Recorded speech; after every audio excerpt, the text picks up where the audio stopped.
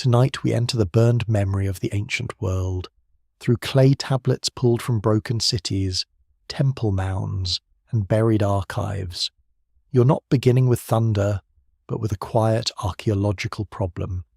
At the University of Pennsylvania Museum, at the British Museum, and in the long catalogues of Yale and Oxford scholars, thousands of Sumerian tablets preserve signs, omens, lists, prayers, and royal names. Some are ordinary, some are almost too strange. They speak of skies watched with fear, of fire in the heavens, of smoke, darkness, and divine anger crossing the land. So, before you get comfortable, take a moment to like the video and subscribe, but only if you genuinely enjoy what I do here. And as the room grows quiet, tell us where you're listening from and what the local time is outside your window. Now the lights soften, the modern world loosens its grip. You find yourself standing near the flat southern plain of Mesopotamia, where the land lies low beneath a wide and watchful sky. The air tastes faintly of salt, clay, and riverweed.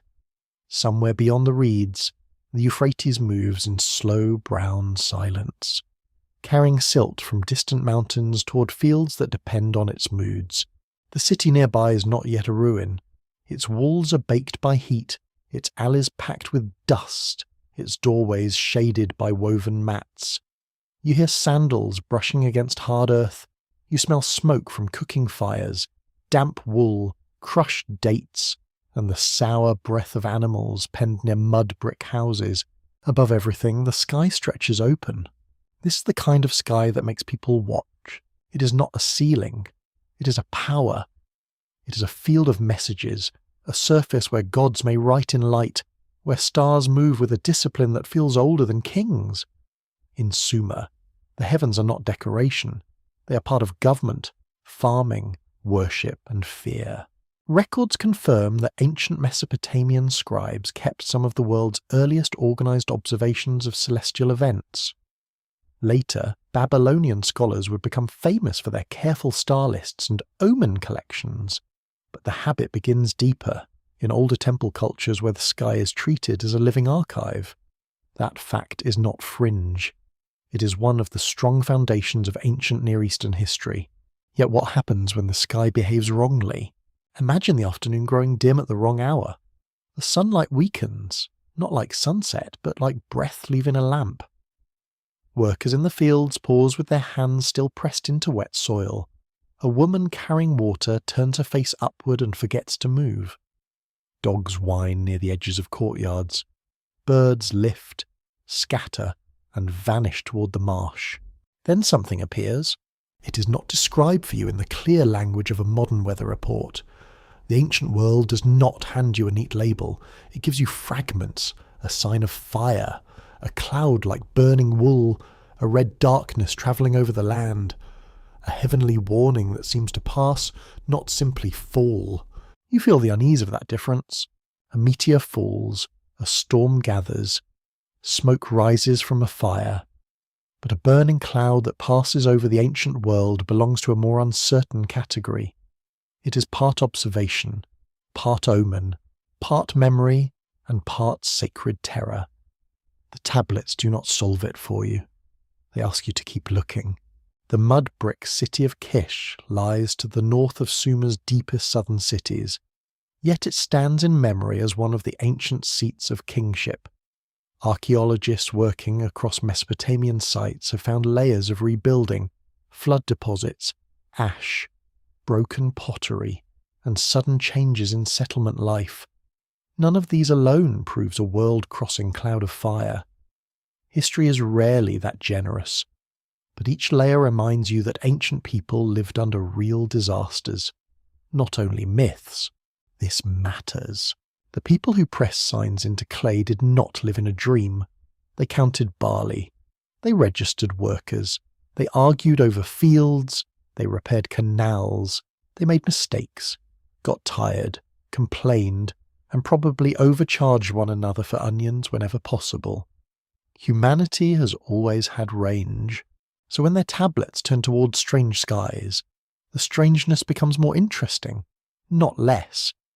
The same scribal culture that could record rations with severe dullness could also preserve the trembling language of omens. That combination gives the mystery its quiet weight. A quirky tradition, often treated cautiously by scholars, says that ancient temple specialists read unusual atmospheric events as messages from particular gods. A strange haze, a red moon, a ring around the sun, or a violent storm could become a signal about kings, harvests, enemies, or plague. It was not science in the modern sense, yet it was not random superstition either. It was a structured attempt to make the unstable world readable. You can almost see the temple roof. A priest stands there near evening, robe moving softly in the warm wind.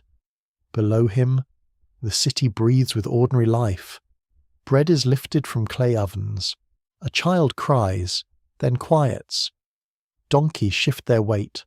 Farther out, irrigation channels shine in the fading light like dark threads stitched through the fields. Then the western horizon stains red. Not sunset red. Not the gentle copper of a normal evening. This redness appears thick, suspended, as if dust and flame have married in the upper air. The sun becomes a dull eye. Shadows lose their edges. People look at their hands and see them coloured with a rusty glow. Someone whispers that a god is passing. Someone else says nothing at all. This is where modern caution enters the room quietly. Researchers debate whether some ancient disaster memories may preserve real natural events, such as meteor airbursts, volcanic dust veils, severe dust storms, regional fires, or unusual celestial phenomena. The debate remains open because mythic language can preserve experience while also transforming it. A tablet may remember a sky event, but it may remember it through theology, poetry, and fear. You're not asked to choose too quickly. Instead, you listen to the clay. A tablet small enough to fit in the palm, yet it can carry the weight of a kingdom. Wet clay receives the reed stylus with a soft pressure. Each wedge is a decision. Each sign is a little wound made before the clay hardens, once baked by sun, accident, or fire. It can outlast palaces, gardens, voices, and the hands that shaped it. There is something unsettling in that. The softest material becomes the stubborn witness. When archaeologists find tablets, they often find them broken, corners gone, lines missing, names damaged. Fire sometimes destroys archives, but it can also bake clay harder, preserving records that would otherwise dissolve. So a burning city may become, by accident, a library. The ancient disaster turns into modern evidence. History has a grim sense of humour. In the story of the burning cloud, this matters deeply. You're not receiving one perfect report from a calm observer. You're receiving damaged pieces from cultures that treated heaven and earth as one system. The cloud may be a natural event remembered as divine movement. It may be a ritual image shaped by priestly imagination. It may be a later interpretation attached to older fear. Perhaps all three are true in different ways. The ancient world does not divide reality neatly for you. A storm can be weather and warning. A comet can be ice, dust, light, and the finger of a god. A king can be a man with sore feet, and also the chosen centre of cosmic order. Sumerian thought does not apologize for such layering. It lives there. You walk closer to the city wall. The bricks are warm beneath your fingers, rough with straw and grit. Beyond the gate, a canal gives off the smell of mud and green decay. The air grows heavier. In the distance, the red cloud seems to drift, broad and slow, turning the horizon into a furnace without visible flame. Nobody knows how far it reaches. That uncertainty is part of the fear. A local fire has edges. A dust storm has direction. But a sky darkening across the plain feels like a judgment too large for one city. It makes each household small. It makes each offering urgent. It makes the king, with all his seals and guards, look upward like everyone else. You sense why a scribe would record it. Not because he understands it, because he does not. There are moments in history when human beings write because the world has exceeded speech. They press marks into clay, carve lines into stone, scratch symbols into bone, or paint animals deep inside caves. They leave signs saying, in effect, "We saw this. We were here when the sky changed." The burning cloud may be one of those memories. It passes above the fields of barley and date palms. It moves over shrines, sheepfolds, potters' yards, and sleeping rooms with reed mats on the floor. It touches nothing with hands, yet everything beneath it changes. A child remembers the colour. A priest remembers the omen. A farmer remembers the taste of ash on his tongue. A scribe remembers the words, and you, many thousands of years later, sit in the quiet dark, listening for what those words still cannot quite say. Maybe the cloud was dust thrown high by a distant impact. Maybe it was smoke from vast fires, carried across the plain by strange winds. Maybe it was a comet's trail, interpreted through the anxious grammar of the gods. Or maybe it was a memory folded and refolded until it became larger than the event itself. The tablets do not open fully. They never do. They only turn slightly in the hand, catching a little light, revealing one edge of an older fear. And in that dim edge, you begin to feel the ancient question forming. What passed over the world, long before its witnesses became dust? And why did they believe the heavens had chosen to speak? Your mind drifts into the older silence beneath the cities, into a world where names have not yet settled firmly on the land. The plain is wide, pale, and exposed beneath a sky that seems almost too large for human comfort. Long before great walls rise in confidence, the ground is a restless skin of river silt, salt crust, reed beds, and shallow pools left behind by wandering water. You feel the heat first. It does not strike suddenly. It gathers slowly, pressing through linen, warming the back of the neck, drying the mouth. The sun lifts over a flat horizon and turns the marsh edges silver. In the reeds, insects sing with a thin, endless persistence. Somewhere nearby, a waterbird steps carefully through mud, lifting one black foot after another, as if the earth itself might object. The land is not empty, but it feels unfinished. This is southern Mesopotamia before it becomes the famous theatre of kings. People are here.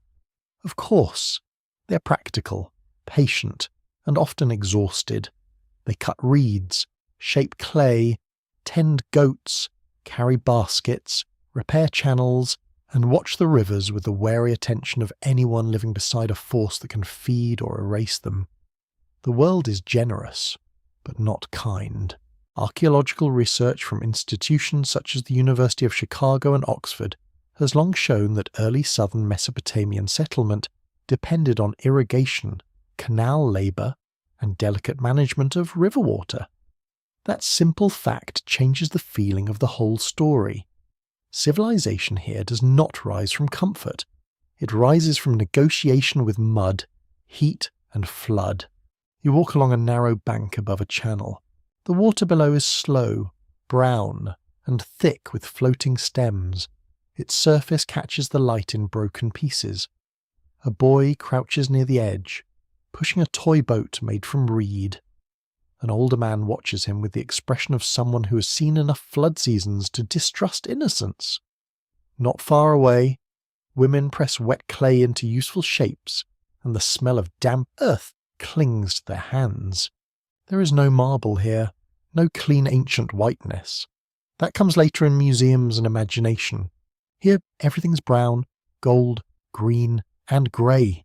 Reeds make houses, mud makes walls, bitumen seals baskets and boats with a dark, sharp smell. Date palms gather around settlements like patient guardians, their fronds rattling in the dry wind. The ground holds footprints briefly, then loses them.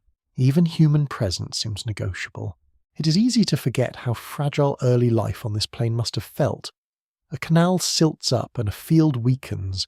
A storm breaks a levee, and homes vanish beneath water. Too much salt gathers in the soil, and grain yields decline.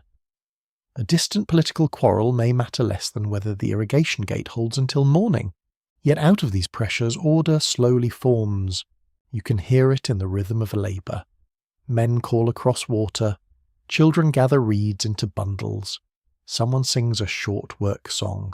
Not beautifully, but steadily. Baskets move from hand to hand. Clay tokens are counted. Grain is measured. The first habits of administration begin not as cold bureaucracy, but as a way to survive together without everyone arguing until sunset. Although, to be fair, they probably still argue until sunset. This older world is important because it teaches you how people learn to read patterns. The rivers rise and fall, the moon fattens and thins, birds migrate, winds shift, stars return to familiar positions. Nothing is merely decorative. Everything may matter. A cloud, a colour, a silence among animals, a strange halo around the moon. All of it can feel like information. A mainstream historical fact rests quietly here. The earliest known writing in Sumer grew from accounting systems, especially the need to track goods, labour, and offerings. Scholars at Yale and the University of Pennsylvania have helped explain how tokens, seals, and numerical marks became part of a long road toward writing. Before myths were written, barley was counted. That may sound less romantic. It is not. There is deep mystery in the first counted grain. It means someone believed tomorrow required memory. Someone believed that a mark could stand in for a thing, that clay could hold trust, that an absent goat could still be argued about because its sign remained. From such plain needs, the written world begins to open. And then, because human beings cannot remain practical for very long, writing reaches toward the gods. The same hand that records sheep can eventually record omens. The same clay that lists rations can preserve fear.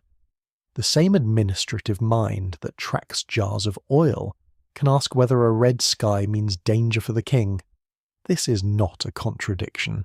It is a continuum. Survival and wonder share the same table. A quirky fringe tidbit drifts at the edge of this landscape. Some modern speculative writers have imagined that Sumerian civilization appeared too suddenly, as if delivered by teachers from the sky or survivors of a forgotten age. Professional historians do not need that idea to explain Sumer, because archaeology shows long development through earlier cultures. Still, the fantasy lingers because the achievement feels startling. Mud villages become temple cities. Reed huts become archives. Counting becomes literature. You can understand the temptation. Standing here, with dust on your lips and heat in your lungs, the future feels improbable. Nothing announces that this plain will give the world cities such as Uruk, Ura, Lagash, and Nippur. Nothing says that scribes will one day impress wedge-shaped signs into clay with such discipline that people in distant centuries will lean over museum tables and try to hear them. For now, there is only work. A woman lifts a basket of cut reeds against her hip.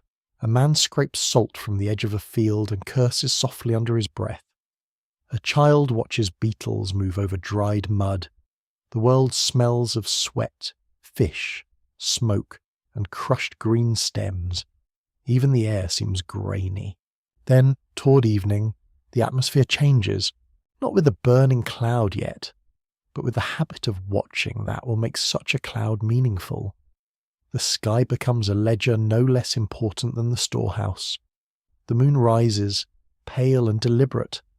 The first stars appear in positions remembered by elders. The horizon cools into violet. People look upward because looking upward has always mattered. In current scholarship, there remains debate over how early religious interpretation, environmental stress, and political organization shaped one another in ancient Mesopotamia.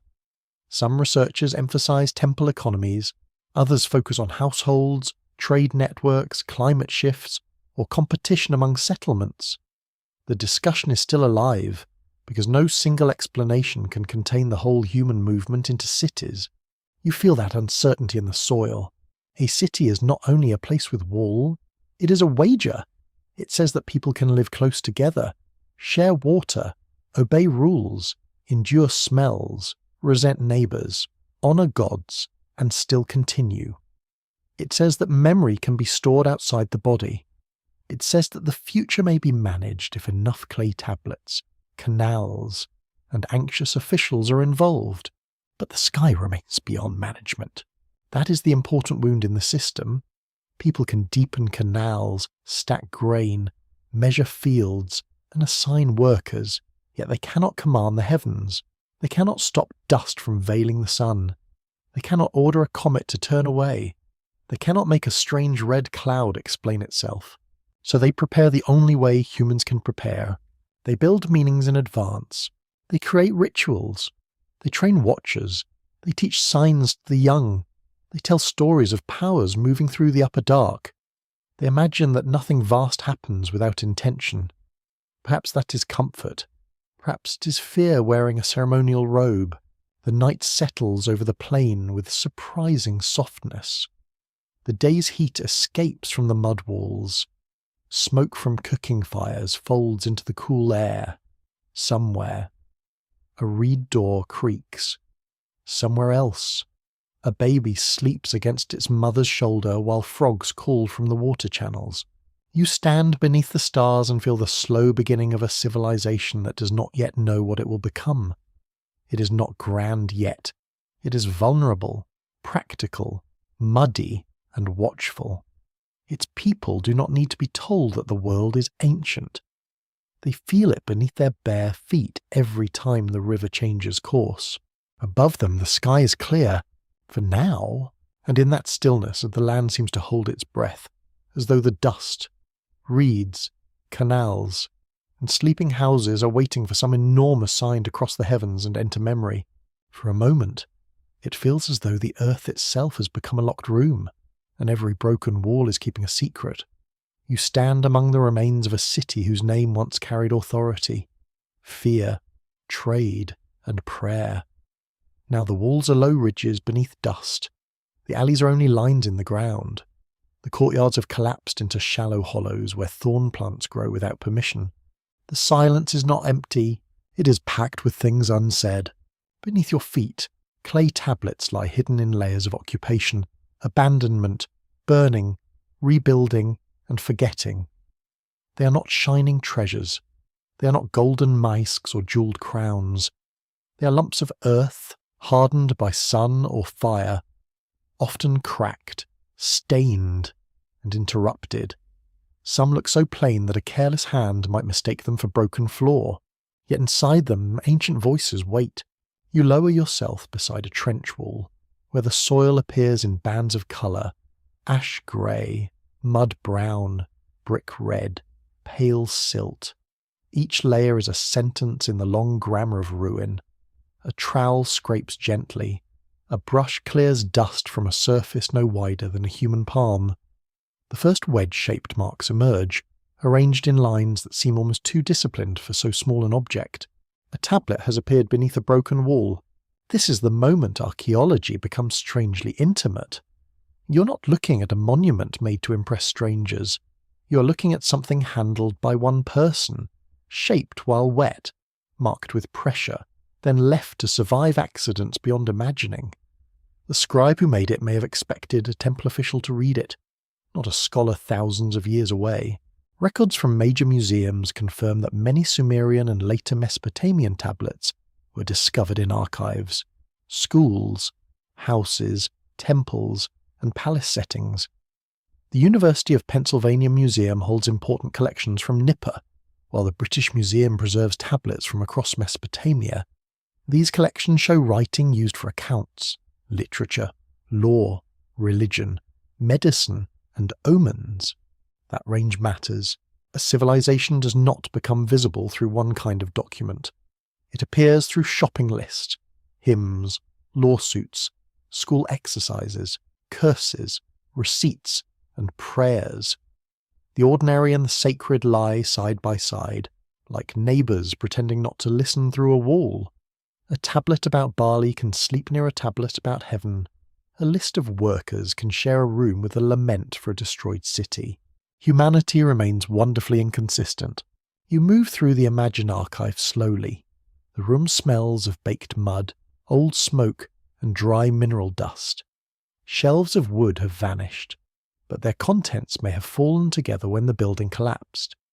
Tablets rest at angles, some face up, some face down, some fused with debris.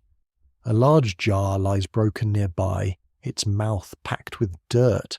You notice how fragile the system once was. A roof beam burns, a shelf gives way, a wall falls inward.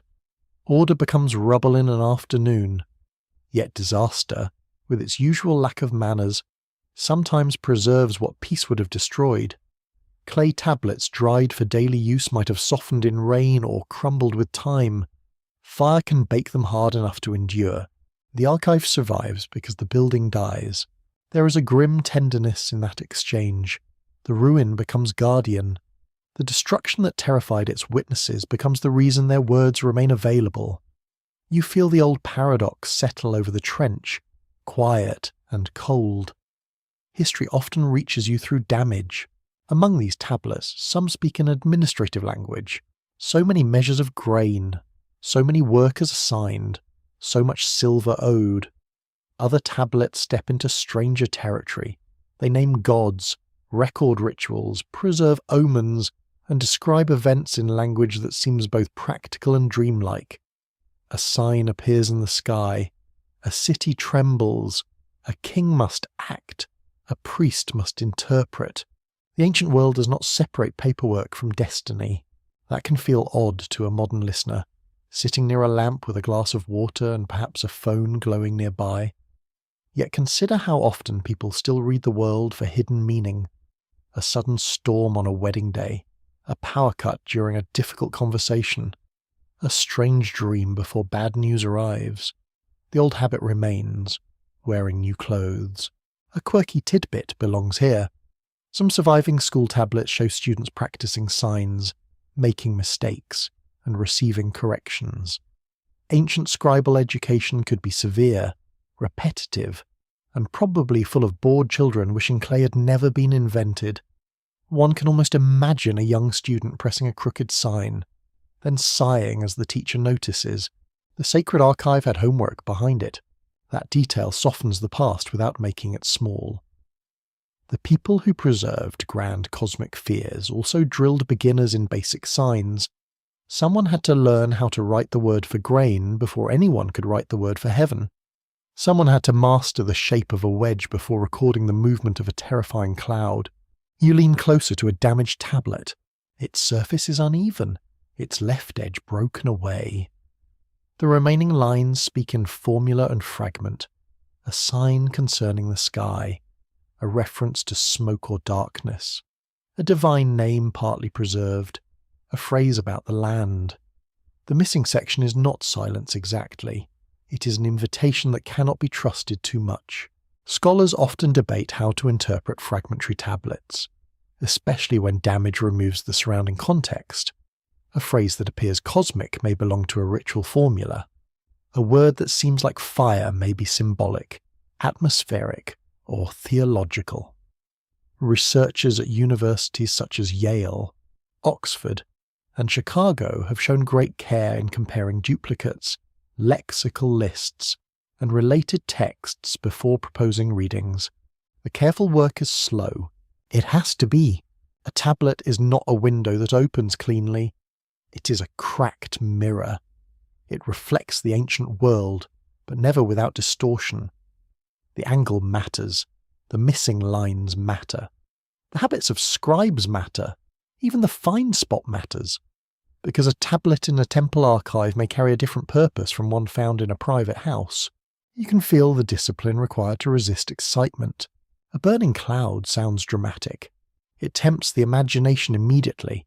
It wants to become a comet, a divine chariot, a volcanic veil, a weapon of heaven, or a memory of some forgotten catastrophe. But the clay asks for patience. Its marks do not shout. They endure. You hold that patience like a small lamp. The broken walls around you seem lower as evening comes. Long shadows slide across the excavation. The trench cools. A distant bird calls once, then stops. Workers cover delicate surfaces. Tools are laid aside. Dust settles again over the ground. as if the city is modestly trying to close itself. But the tablets have already disturbed the sleep of the earth. They reveal that ancient fear was organised, written, stored, copied, and consulted. They show that sky events could become part of the machinery of decision. They show that the burning cloud, whether natural, symbolic, or remembered through generations, belonged to a culture skilled at turning uncertainty into text. This is where the mystery deepens. Not because the tablets give one clear answer, but because they refuse to be simple.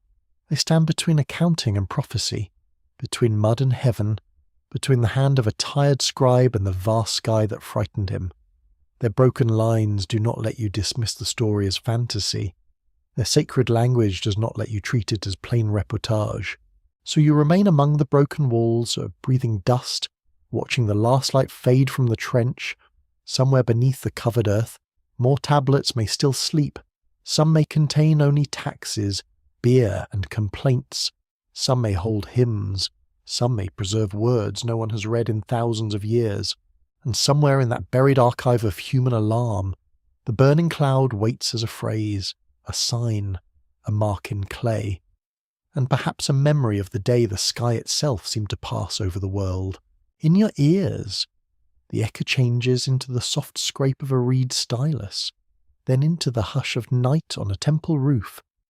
You are standing above the city, where the walls below become blocks of darkness and the streets narrow into still channels of shadow. Oil lamps tremble behind doorways. A dog barks once, then thinks better of it.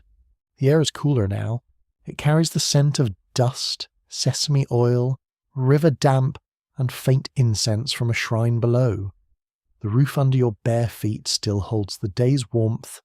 Above you, the sky opens in great depth, black and brilliant, scattered with lights that seem fixed, yet are never quite still. The ancient observer does not look at them casually. He studies them because the city believes they may speak. A man stands near the parapet with a tablet ready in his hand. He is not alone. A younger assistant waits nearby, eyes still adjusting to darkness, trying to appear useful without breathing too loudly. Their task is simple in one sense and impossible in another. Watch the heavens, notice changes, remember patterns, decide what must be reported. The stars look cold enough to touch.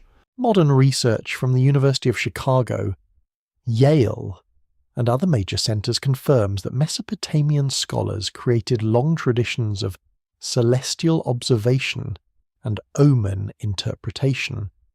The famous later collections are Babylonian, but they inherit older habits from Sumerian temple culture. Over centuries, skywatching becomes one of the great intellectual achievements of the ancient Near East. That is the mainstream fact beneath the mystery. People watched carefully. They watched often.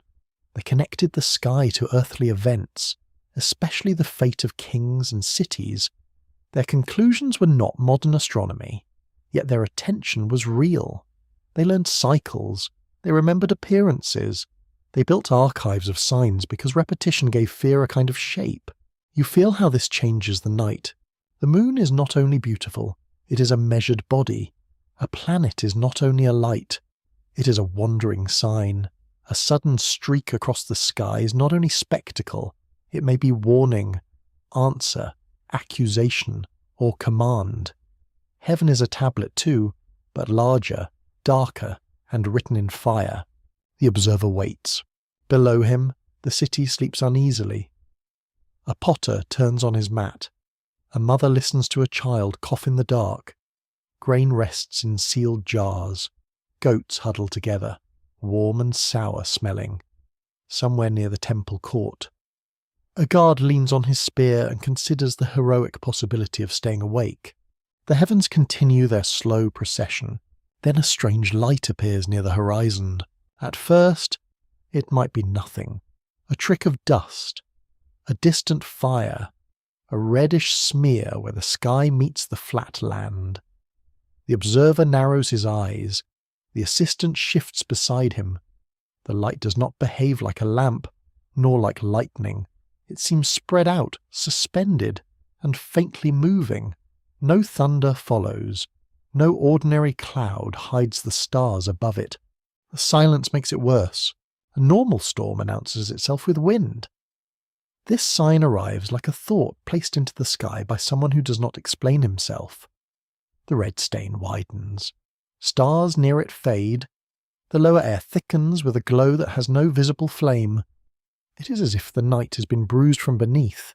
The observer must decide what kind of sign this is.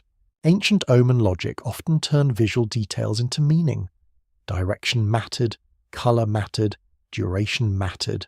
Whether a sign appeared near the moon, near a planet, or in a certain month could change its interpretation. The sky was read with a grammar, not merely with panic. That grammar could be elaborate, rigid, and strangely beautiful. A quirky fringe tidbit belongs to this roof. Some later interpreters, far outside mainstream scholarship, have suggested that ancient celestial omens record sightings of unknown machines or lost technologies. Professional historians do not need such explanations, and the evidence does not require them. Still, the idea persists because ancient descriptions sometimes sound uncanny when translated into modern imagination. A burning light in the sky becomes whatever the reader fears most. The ancient observer fears enough already. He does not need machines. He has gods, kings, famine, invasion, eclipse, plague, drought, and the personal nightmare of giving the wrong interpretation to an impatient ruler.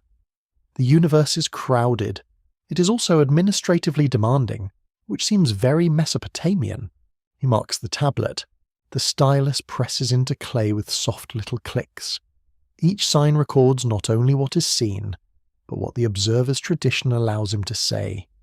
He is trained to classify the unusual. He knows that a cloud may be ordinary weather, yet a cloud shining with fire at a strange hour belongs to the dangerous category of signs. The more uncertain the event, the more carefully it must be framed. The red glow deepens. Perhaps dust lies high in the atmosphere, catching light from fires beyond sight. Perhaps particles from some distant eruption or impact stain the sky. Perhaps a meteor has burst far away, leaving a luminous train that spreads in the upper air. Perhaps smoke from burning reed beds drifts across the plain under unusual winds. You're not required to decide. The scholarly debate remains unresolved in broader terms. Historians, Assyriologists, and scientists still argue over how often ancient omen texts preserve real observations, how often they repeat inherited formulas, and how often they transform memory into symbolic language. Some passages clearly reflect astronomical discipline. Others belong to the ritual imagination. Many stand in the uncertain space between. That uncertain space is where the burning cloud lives. You can feel it overhead now, not as a single object, but as an experience. The western sky glows red-brown, and the upper darkness seems scratched with faint light. A smell enters the air, dry and mineral, like dust disturbed after long sleep. The assistant covers his mouth with part of his robe. The observer listens for wind, but hears only the city and his own breathing. A bell sounds somewhere within the temple. Not loud, not frantic. A controlled signal. People who need to wake are woken. Doors open. Sandals move over packed floors. A priest climbs toward the roof, slower than fear would like, because dignity is part of the job. He arrives smelling of oil, wool, and incense, and looks toward the glow without speaking. For a while, nobody says anything.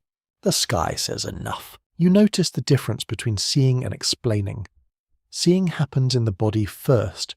The eyes widen, the skin cools, the stomach tightens.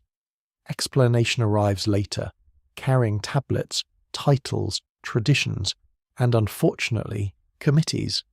The ancient city has its own kind of committee, made of priests, scribes, elders, and royal messengers. They will ask where the sign appeared. They will ask how long it lasted. They will ask which stars vanished inside it. They will ask whether offerings are required. The observer keeps watching. The cloud does not rush. It passes with horrible patience, tinting the edge of the world. No chariot wheels sound. No voice rolls from the sky. Nothing explains itself. That may be the most frightening part. Human beings often prefer a terrible message to a silent one. A faint ash begins to fall, or perhaps it is dust. It settles on the parapet, on the rim of the tablet, on the observer's fingertips. He rubs it between finger and thumb. It is fine, almost weightless. The assistant whispers that the sheep below have grown restless. The priest tells him to be quiet, though he has noticed too. You understand now why sky signs became records. Memory alone is too soft. It changes shape inside fear. Clay gives it edges. A tablet can say that the sign appeared in a certain direction, at a certain watch of the night, under a certain moon. Even when the interpretation is sacred, the act of recording is disciplined. The witness wants the event to survive him. So the burning cloud enters writing not as modern evidence, but as ancient attention. It is caught in a net made of signs, ritual, and dread. It becomes something that can be stored, copied, argued over, perhaps misunderstood, perhaps preserved. The glow begins to thin. Stars return one by one, cautious and pale. The city remains awake beneath them. Dogs move in the lanes. A child cries from a house near the wall. The observer's tablet has hardened slightly in the night air, holding the fresh marks of a sky that refused to remain ordinary. You stand beside him as the darkness settles back into place. The heavens look calm again, almost innocent. That is how the world behaves after frightening people. It resumes its old face and leaves them to make meaning from what they have seen. The tablet will remember the sign. The city will remember the fear. And somewhere between star, smoke, dust, and divine warning, the burning cloud has taken its first step into the long, uneasy record of the ancient sky. Your gaze remains lifted, but the sky is no longer a clean surface of stars. It has become layered, troubled, and strangely alive. The cloud that glows is not like the soft grey masses that gather before rain. It has no comforting belly of water. It carries no promise for the fields. It hangs with a dull inner redness, as though embers have been ground into mist and spread across the upper air. You feel the city shrink beneath it. The walls, storehouses, courtyards, and shrines seem suddenly temporary. Mud brick looks very brave in daylight and very small beneath a wounded sky. The canals glimmer faintly, reflecting a colour that should not be there. Even the river appears stained, as if it has borrowed the fear of those standing along its banks. A woman steps from a doorway with a lamp in her hand. Its small flame looks weak and embarrassed. Across the lane, an old man lifts his face, squinting into the strange glow. He has seen dust storms, river floods, locust clouds, and distant fires. He has muttered through more omens than he cares to remember, but this one holds him still. It moves without haste. That is what unsettles everyone. A flash might be endured as a sudden anger. A falling star might be explained as a brief wound in the dark. But this glowing cloud seems to travel with intention. It does not appear and vanish. It spreads, drifts, stains, and passes, leaving the mind too much time to imagine purpose. Sumerian religious texts often describe divine presence through terrifying brightness, storm, radiance, or overwhelming natural force. Scholars at Oxford, Yale, and the University of Pennsylvania have studied how Mesopotamian language binds weather, kingship, and divine authority into one symbolic world. A god may be imagined as storm, weapon, light, or command, because power is felt before it is defined. That is the solid ground. The burning cloud belongs to a culture where sky and spirit are not separate rooms. If something vast appears above the land, it is not merely above the land. It is in conversation with the land. It may concern the temples, the harvest, the king, the unborn child, the enemy at the border, or the sins of someone nobody wants to name. Convenient, really? Disaster has always encouraged finger-pointing. Yet the fear here is not silly. It is embodied. The smell changes first, turning sharp and dry. The throat tightens. A thin taste touches the tongue, bitter as old ash. Some people cover storage jars, others lead animals under shelter. A mother wraps cloth across her child's mouth. Nobody has agreed on what is happening, but everyone understands that the air itself has become suspicious. You walk through the narrow street. The mud walls glow faintly red. Their surfaces are rough, patched, and streaked by older rains. At ground level, refuse, straw, and fish bones lie in small neglected corners, because ancient cities, despite all their grandeur, are rarely as clean as museum labels prefer. A goat nudges a closed gate and complains with impressive commitment. The ordinary continues inside the extraordinary. That contrast gives the moment its strange power. Clay ovens are still warm. Beer jars still stand near house walls. A half-woven basket rests where someone abandoned it. A child's clay toy lies in the dust with one wheel missing. Above these small human facts, the red cloud passes with a silence too large to answer. A fragmentary description might call it fire, but not because it burns like a torch. Ancient words for brightness, flame, smoke, and divine radiance can overlap in ways that frustrate modern categories. The tablet language may not be trying to identify a chemical process. It may be trying to say that the sky looked alive with danger. This is where imagination must move carefully. A fringe tidbit often whispered around ancient sky mysteries is that old descriptions of fiery clouds may hide memories of visitors from beyond the world. The idea is popular because it turns ambiguity into adventure. Yet professional historians usually treat such claims with caution, because metaphor, ritual language, and natural phenomena already explain much of the evidence. Still, the persistence of the theory reveals something human. People dislike unexplained skies. They want the cloud to have a driver. The Sumerians wanted that too, though they named the driver differently. To them, a sign in heaven might come from gods whose wills move through storm, plague, fertility, war, and royal fortune. The glowing cloud could be understood as a sign sent by powers who did not need human permission to alter the world. It was not random. Nothing so frightening could be random. You pause near a temple courtyard. There, officials are gathering with controlled urgency. A servant brings water, another carries a small tray of offerings. The priestly men speak in low voices, their robes catching the red light. Their faces are stern, but you sense the nervousness beneath the ritual training. Religion often asks people to look composed while standing beside the unknown. The cloud's glow thickens behind them. A bronze bowl reflects it in a warped circle. The water inside trembles slightly, perhaps from footsteps, perhaps from wind. Incense is lit, and its pale smoke rises into air already darkened by some greater haze. For a moment, two kinds of smoke meet, one human and fragrant, one vast and bitter. Vast!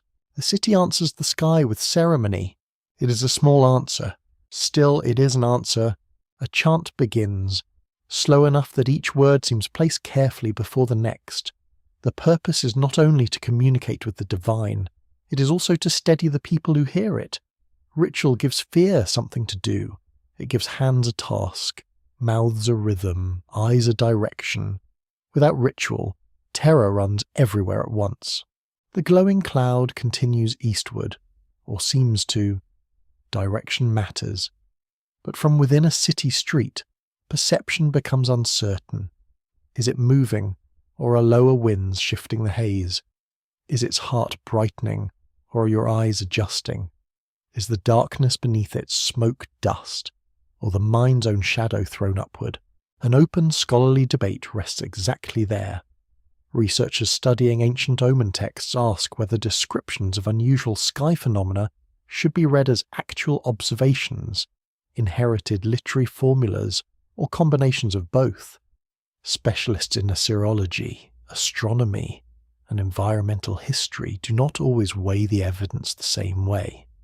The ancient record invites interpretation, then resists closure. The cloud resists closure too. Perhaps it is a dust veil lit by low sun. Southern Mesopotamia knows dust well. Fine particles can turn the sky red, soften the sun, and make the air feel older than breath. Perhaps fires in reed beds or distant settlements have sent smoke across the plain. The marshes can burn, fields can burn, cities can burn. Perhaps something entered the atmosphere far away. A meteor airburst could scatter light, sound, and dust across a region. A comet's tail or a bright celestial event might inspire descriptions of heavenly fire. Volcanic aerosols from distant eruptions can tint skies in strange colours. Though proving a link to anyone in ancient text is difficult, nature keeps many tools for frightening witnesses. The ancient people do not know these categories. They know the throat taste, the red light, the animals, the dimming, the priests, the offerings, and the pressure of a vast event overhead. That is enough. Experience does not wait for explanation to become real. You look toward the fields beyond the wall. The barley heads bend slightly in the night wind. Their pale tips catch the glow, turning the field into a restless surface of dull copper. Farmers stand along the canal banks, silent and tense. They are not thinking in abstractions. They are thinking of grain, children, animals, water, and debts owed at harvest. The sky has entered their economy. A burning cloud is never only in the sky. It falls into the mind. It falls into planning. It falls into prayer. It changes the meaning of tomorrow. Someone will wonder whether to plant. Someone will wonder whether to travel. Someone will ask if the king has offended the gods, which is an awkward question in almost any century. The cloud begins to thin near its trailing edge. The redness breaks into uneven patches. A few stars tremble through the haze. The air remains bitter, but the worst of the glow seems to be passing. People continue to watch because relief is never immediate. The body does not trust safety the moment danger fades. It waits. It listens. It asks the dark to prove itself ordinary again. Inside the temple court, the chant slows. A final offering is placed. Water is poured. The priest raises his hands, palms open to the troubled sky, as though receiving something too heavy to hold. Nearby, a scribe marks a tablet with the careful tension of someone recording not merely an event, but a responsibility. The cloud has become text. It has entered the system of signs, offerings, reports, interpretations, and memory. Its glow will dim from the sky, but not from the archive. There, in clay. It may become a warning attached to kingship, a ritual precedent, a theological image, or a fragment that modern readers will one day approach with narrowed eyes and uncertain translations. You stand as the last red light fades over the plain. The city exhales slowly. Doors remain open. Lamps are lowered.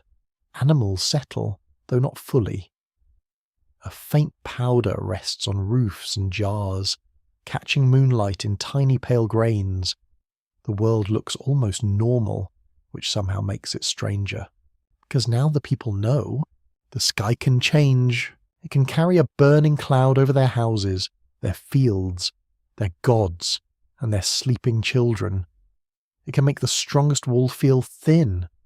It can turn a city of accounts and rituals into a city of lifted faces. And when it passes, it leaves behind the oldest kind of mystery, the kind that does not shout, but waits inside a line of clay. The city lies beneath a red twilight that should have belonged to evening, yet it spreads through the streets at an hour when shadows ought to be shorter. You feel the colour before you understand it. It settles on walls, jars, faces, and doorways, turning every familiar surface into something slightly estranged. The world has not ended. That almost makes it more unsettling. People continue moving, but softly. No one wants to offend the air. A baker reaches into his oven and pulls out flatbread with hands trained by years of heat. He glances upward between each motion. A woman grinding grain pauses whenever the light deepens. Her stone rests against the flour with a dull scrape. Nearby, 2 children are told to stay inside, which naturally makes them lean farther through the doorway. The reddish dimness makes the city feel underwater. Sound changes in such light. Voices lower. Footsteps seem cautious. Even animals appear to listen. Donkeys stand with ears tilted toward the sky. Sheep press against one another in their pen, their wool carrying the smell of dust and lanolin. Dogs do not bark as much as mutter. The ordinary city becomes a waiting room. Archaeological studies from American and British universities show that Sumerian urban life depended on dense neighborhoods, temple institutions, craft production, and complex food storage. These were not vague ancient villages. They were working cities full of accountants, brewers, potters, labourers, traders, herders, priests, and households managing daily needs with impressive persistence. That fact gives weight to the red twilight. The cloud is not passing over an empty mythic landscape. It is passing over people with debts, recipes, sore backs, family quarrels, and sandals that never last as long as promised. It colours the lives of those who have no authority to interpret it, yet must endure whatever consequences follow. You walk into a courtyard where dates are spread on mats. Their skins glisten darkly beneath the strange light. A woman gathers them faster than before, worried that dust may settle into their sweetness. The scent is thick, sugary, and faintly fermented. In one corner, a clay jar of beer is covered with cloth. In another, a small shrine holds a figurine, a bowl, and dried herbs. The household answers fear in household ways. Cover the food, bring in the children, tie the animals, close the jars, check the roof, whisper a prayer, then pretend to be calm, which is perhaps the oldest family tradition on earth. Across the lane, a potter examines vessels drying near a wall. The light makes every pot appear already fired, already touched by flame. He turns one bowl in his hand and notices a fine powder settling along the rim. Dust or ash. The difference matters, but not in the first instant. What matters is that the sky is leaving a residue. A gritty taste reaches the tongue. The people of southern Mesopotamia knew dust storms, but this dim red glow feels unusual because it carries the sense of distance.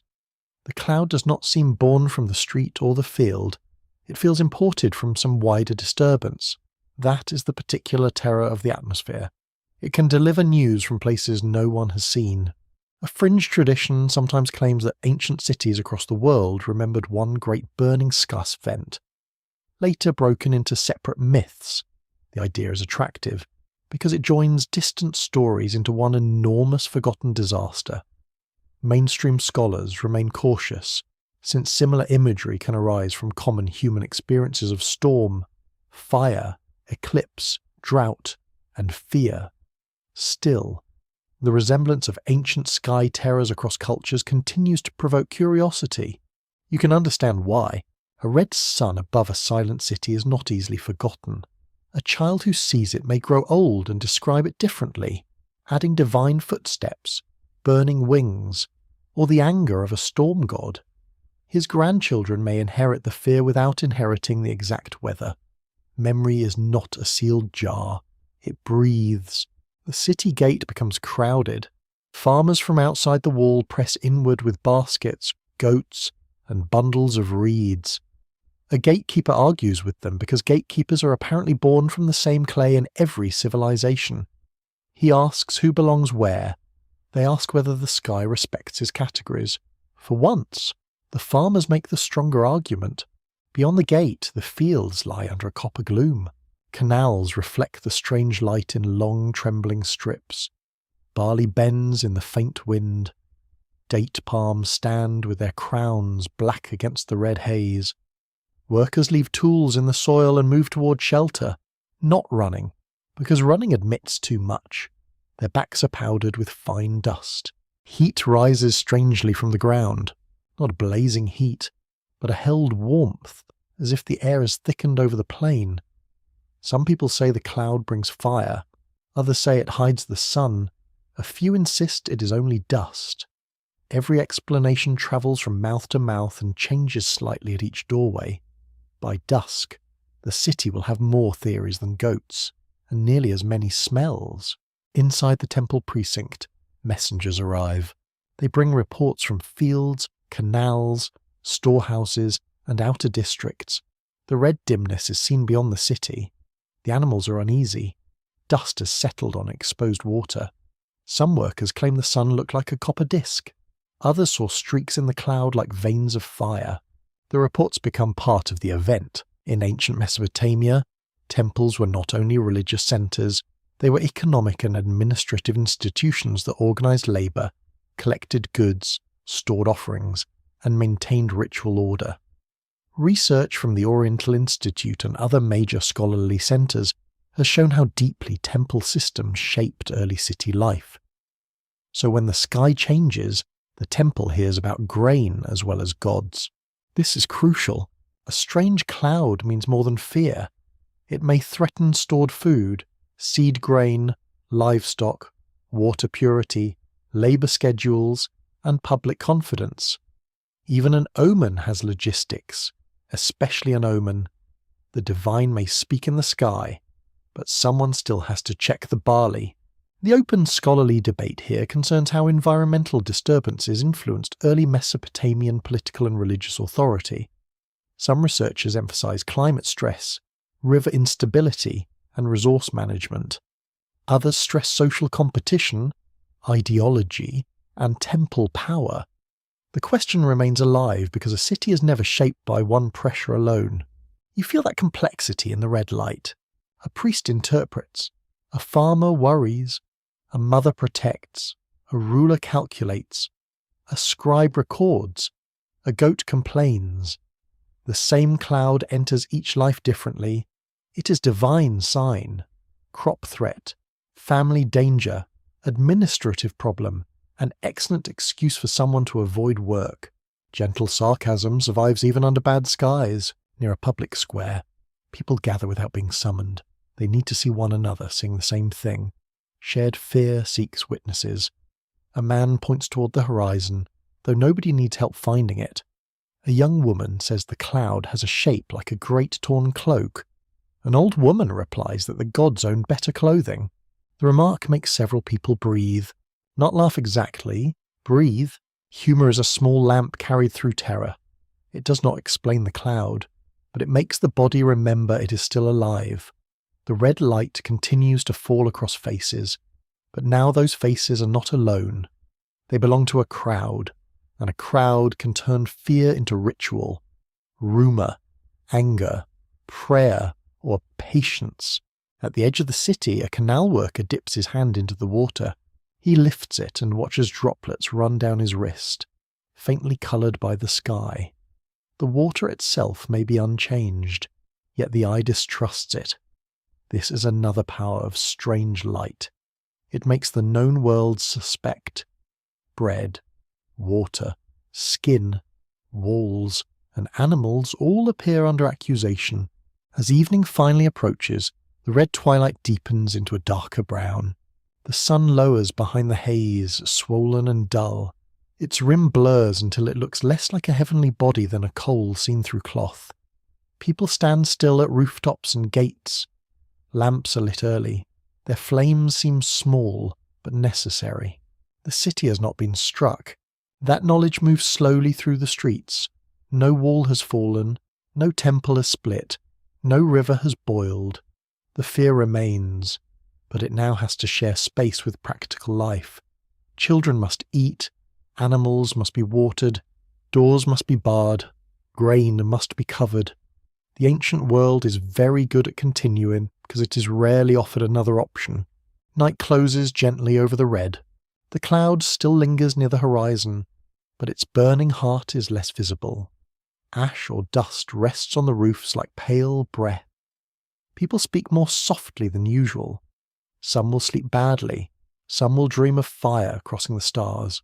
Some will wake convinced that the gods passed near enough to smell the city, and you remain among them, feeling how a single disturbed sky can enter every doorway without touching a latch, how it can make a whole city lift its face, and how fear, once shared, becomes part of the memory that clay may one day preserve.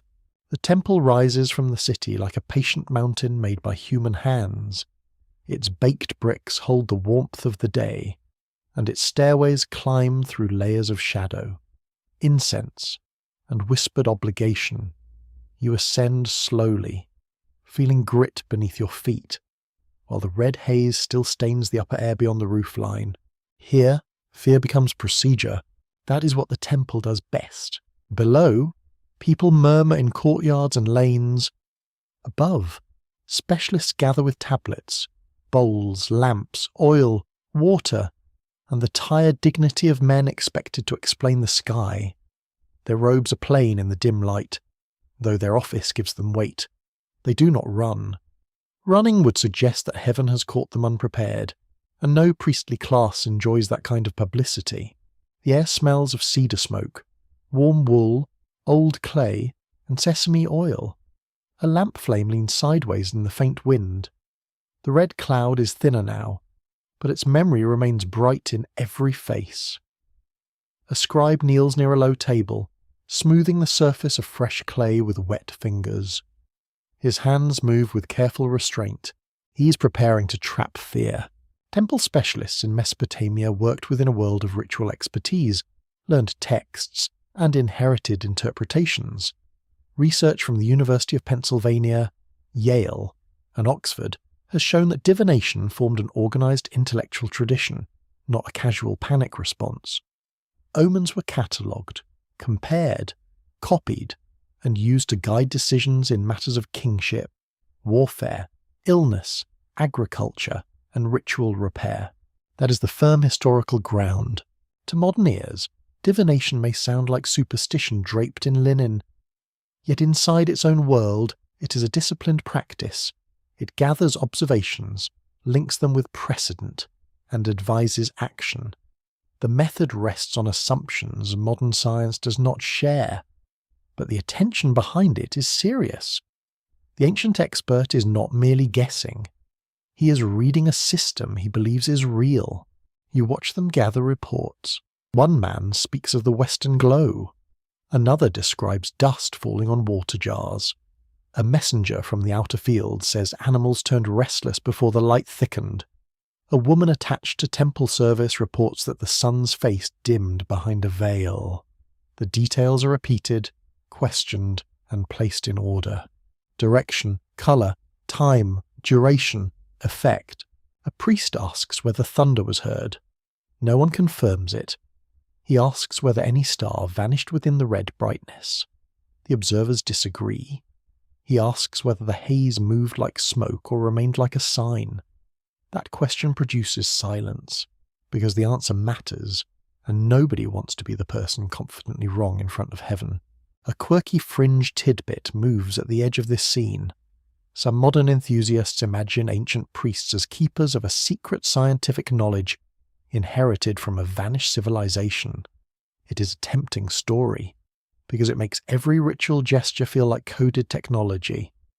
Mainstream historians see no need for that leap, though they do recognize that temple scholars preserved complex knowledge across generations.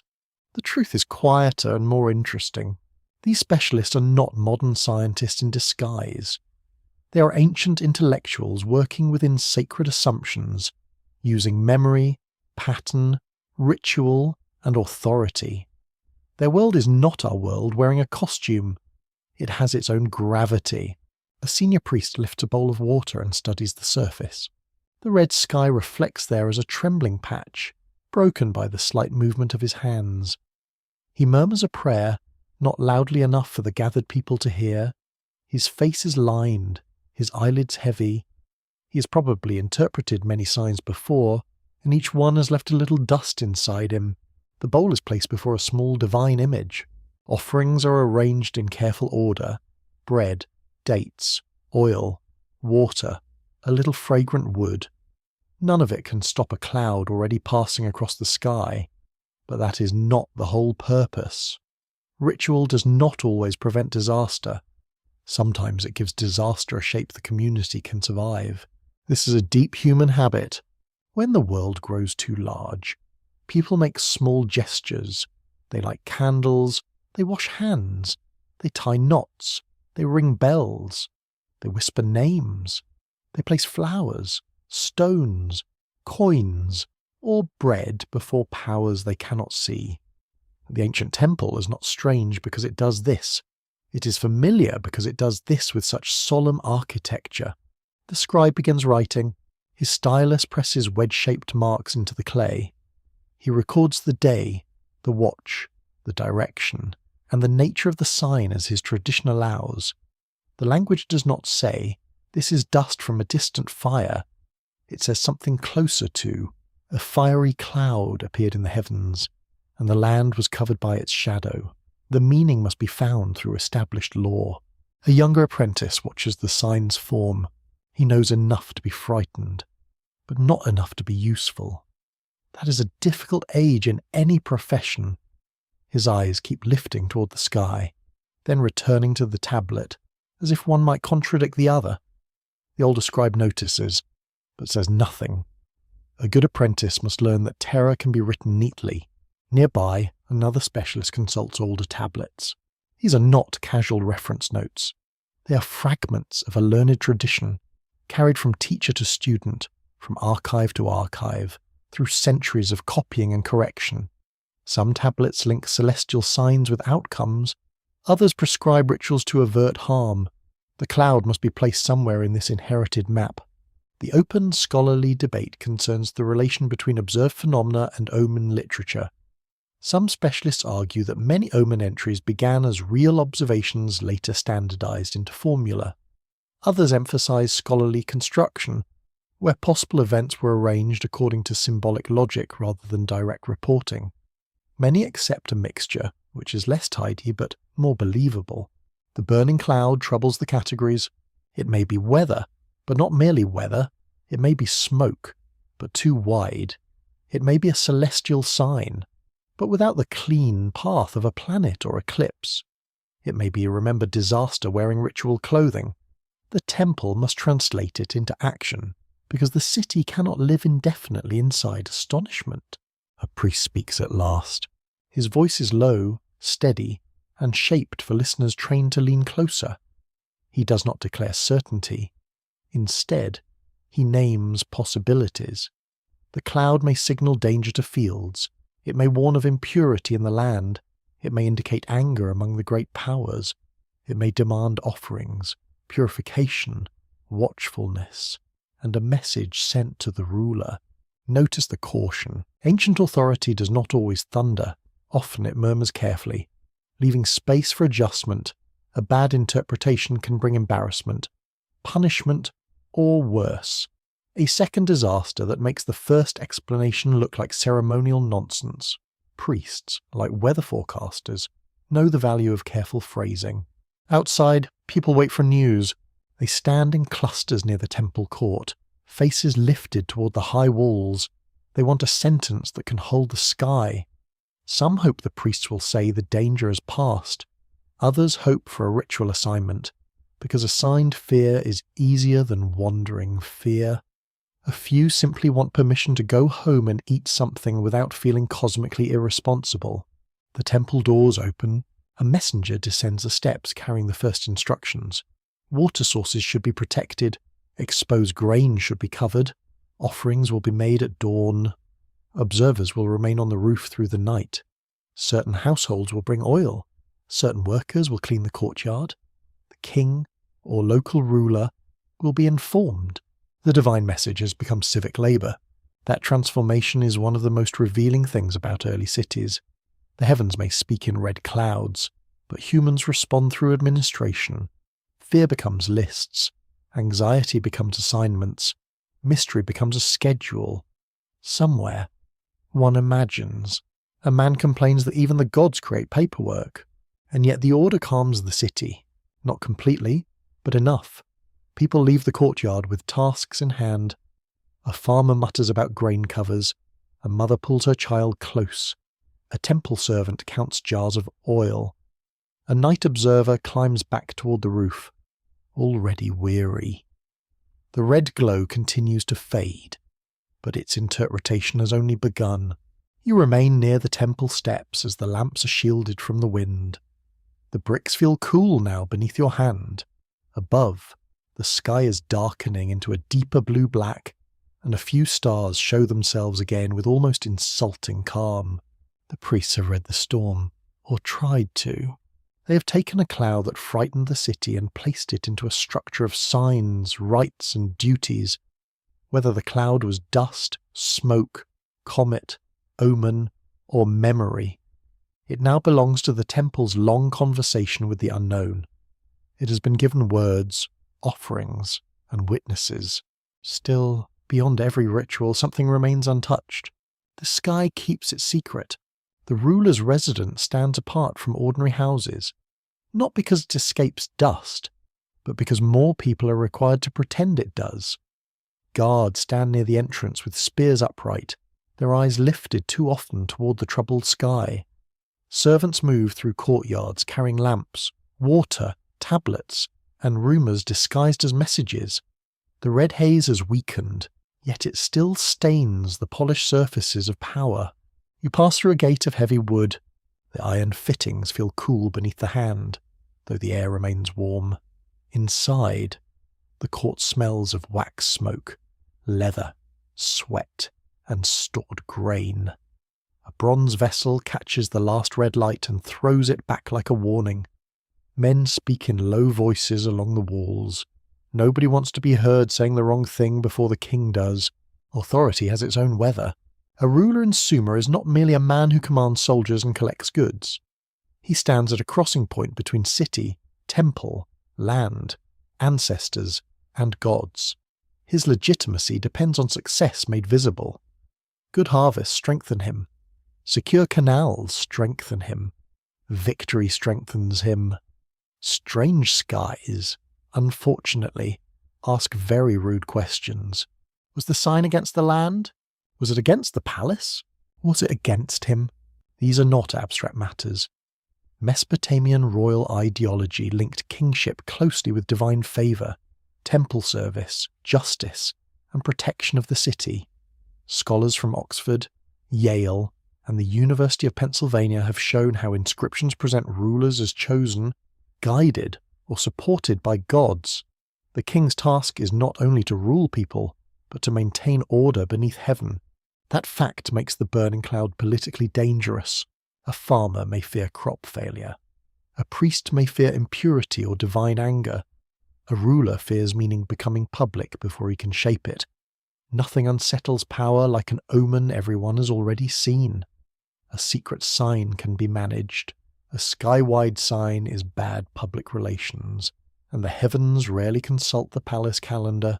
The king sits in a hall lit by wavering lamps. He is not wearing the impossible grandeur of later imagination. He is human, alert, tired, and very aware that his face is being studied.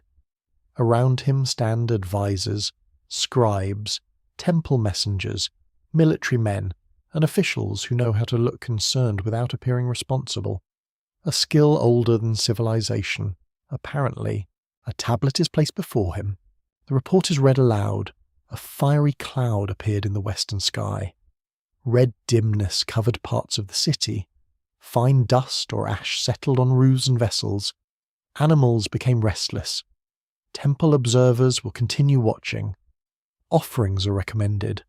Further reports from fields are expected at morning light. The king listens without moving. You sense the pressure gathering behind his stillness. If he dismisses the sign, he risks appearing careless toward the gods. If he responds too dramatically, he may amplify fear. If he blames enemies, he must explain how enemies persuaded the sky. If he blames the people may remember whose name is on the seals. Power narrows the room. A senior priest is summoned and stands before the ruler with formal calm. He does not say that the gods are angry beyond repair. He does not say all is well either. He speaks of appeasement, vigilance, purification, protection of supplies, and the importance of correct offerings. His words move like a man crossing a damaged bridge in darkness. A quirky fringe tidbit clings to this scene. Some modern theories imagine Sumerian kings as descendants of beings from the stars, using old king lists as evidence for impossible lifespans and non-human rule. Mainstream scholars read those extraordinary reign lengths as mythic, symbolic, or ideological, especially in traditions about kings before great catastrophe. Still, those strange numbers continue to feed the sense that Sumerian kingship was haunted by something older than politics. The king himself would probably appreciate the mystique. He would also prefer functioning canals. A messenger from the granaries kneels and reports that stored barley appears safe, though exposed baskets in the outer districts may be contaminated by dust. Another official speaks of field workers who abandon tools near canals. A military officer asks whether gates should remain partly open for rural families seeking shelter. The omen has entered administration again, wearing the serious face of logistics. The ruler's answer must be visible. He orders that the temples receive additional offerings at dawn. He commands grain covers distributed to vulnerable storage areas. He asks for watchers at the gates and along the canals. He sends messengers to nearby settlements, partly for information, partly to show that he is already acting. Power must move quickly enough to look chosen. The scribes record everything. Their tablets are smaller than the sky, but more useful in court. Orders become wedges.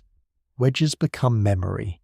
Memory becomes accountability, which is why officials have always respected writing with a certain private terror. A spoken order can vanish.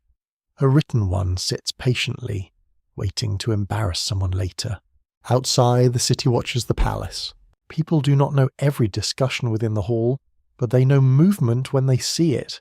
A messenger leaving fast creates meaning.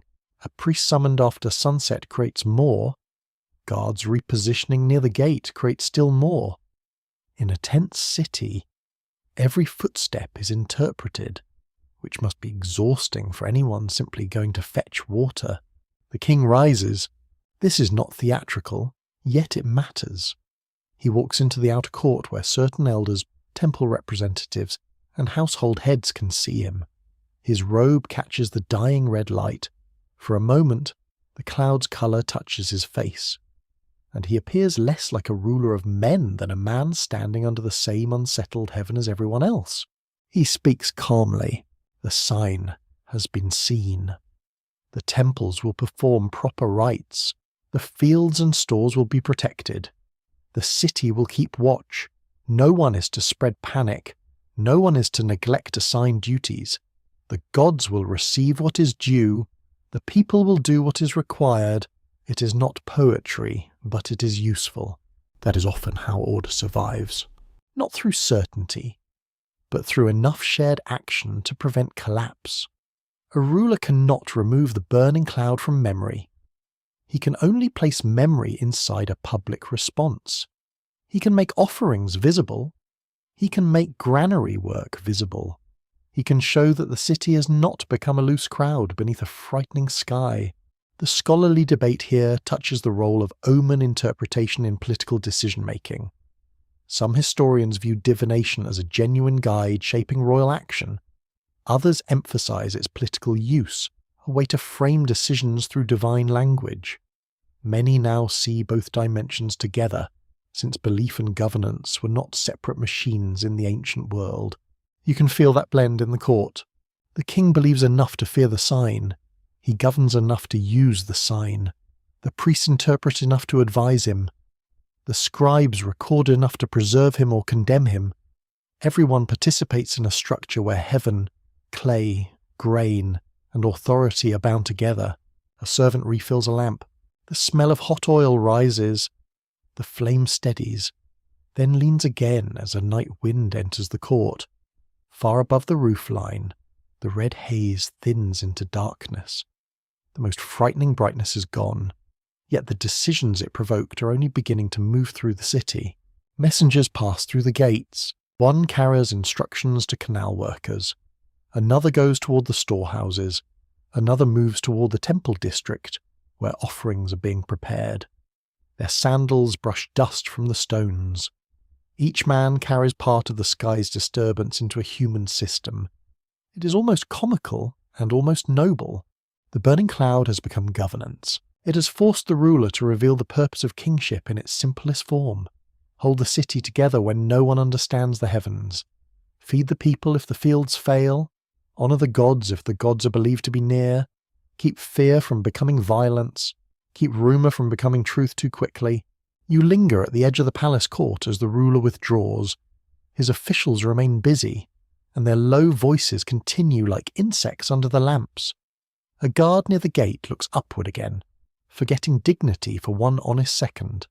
His face is young. The red light has almost left it. Perhaps he wonders whether kings are truly closer to the gods. Perhaps he suspects they are merely closer to blame. The night settles over the residence. Tablets dry on a side table. Orders wait to be carried. The temple bells sound faintly across the city, soft and measured. The ruler has asked the heavens for meaning without speaking directly to them. He has answered a burning cloud with offerings, labour, and public calm. Still, under the robes, seals, guards, and formal words, he remains what every person in the city remains, a human being beneath a sky that has not explained itself. The fields outside the city receive the strange sky without ceremony. There are no polished bowls here, no formal chants carried by trained voices, no royal court arranging fear into orders. There is only earth, water, crop, animal, and the worried attention of people whose lives depend on things continuing in the proper season. You stand beside a narrow canal. The bank is damp beneath your feet, packed by many bare soles and the sharp prints of goats. The water moves slowly, carrying bits of reed, husk, and reflected redness from the dim air above. It does not look poisoned. It does not look safe either. Under an altered sky, even ordinary water becomes suspicious. A farmer kneels and touches the surface. His fingers come up wet and brown. He rubs them together, searching for grit, ash, oil, anything that might tell him what the cloud has brought. The gesture is practical, not mystical. He's thinking of irrigation channels, seed grain, livestock, and children who will ask for bread whether heaven is angry or merely dusty. The barley fields stretch beyond him. Their pale heads sway under the faint wind, making a dry whisper that rises and falls like breath. The red haze gives the crop a copper sheen, beautiful in a way that nobody requested. Beauty can be rude like that. It arrives during danger and expects to be noticed. A mainstream historical fact rests in the soil itself. Archaeobotanical studies and research from universities such as Chicago, Cambridge, and Pennsylvania have shown that barley was central to southern Mesopotamian agriculture. It was hardy, measurable, storable, and deeply tied to rations, labour, temple economies, and everyday survival. So when dust settles on barley, the whole system listens. The field is not just scenery. It is wages, offerings, beer, bread, seed, tax, debt, and winter hope. It is the difference between a calm household and a desperate one. A burning cloud passing above a field is not only an omen for priests. It is a direct question placed before every stomach in the city. Nearby a herd of sheep bunches tightly together. Their bodies press into one another, unwarm and nervous. A shepherd moves among them with a staff, speaking in a low voice that is more for himself than for the animals. Their wool has trapped fine dust, giving them a pale reddish cast. One ewe shakes her head and sneezes. The sound is absurdly ordinary, and therefore comforting. Life insists on details. A goat tries to eat a reed mat. A child cries because he has been told not to touch the canal water. A woman snaps at her husband for leaving a basket uncovered, and he chooses, with rare wisdom, not to defend himself. The ancient countryside contains terror, but also domestic realism in generous amounts. The cloud changes behaviour before it changes belief. People cover stored grain with woven cloth. They move animals under reed shelters. They inspect water jars. They bring small children indoors. They shake dust from their hair and ask one another whether it smells like smoke.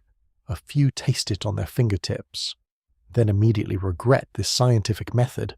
A quirky fringe tidbit lingers around ancient agriculture. Some modern speculative writers claim the Sumerians received advanced farming knowledge from non-human teachers, because irrigation, ploughing, and accounting appear so impressive in early cities. Archaeology tells a slower story of experiment, adaptation, and inherited skill. Still, the fantasy survives because the achievement feels almost magical when seen from the barren edge of the plain. Yet the magic is labour. It is the sore shoulder, the repaired hoe, the blocked channel cleared before sunrise.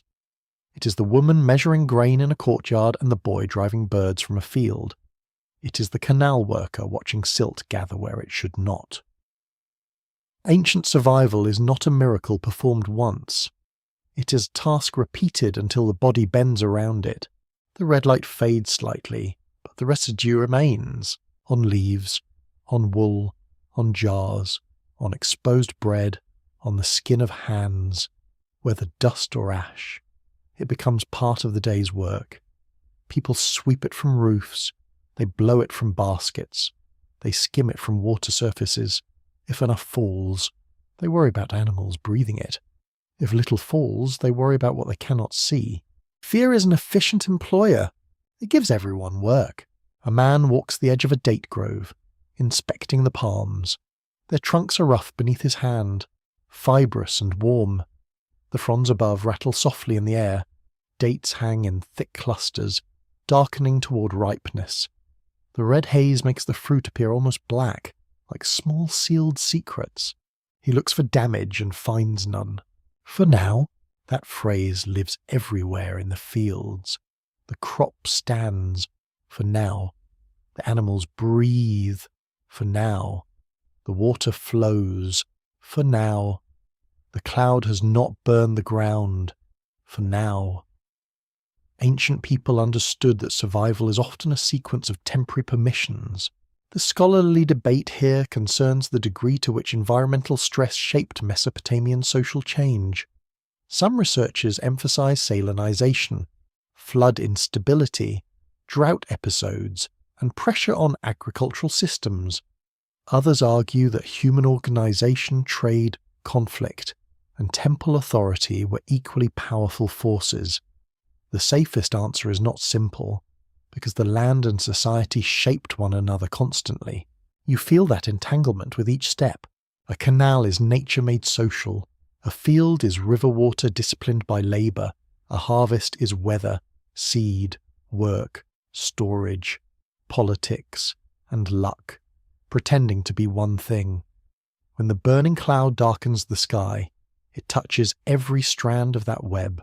At a field edge, elders gather. They do not speak like temple scholars, but they possess another archive.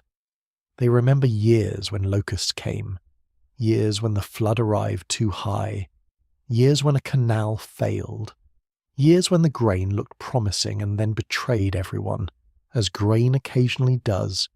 Their memories are not written, but they are indexed by hunger. One elder says the cloud means heat.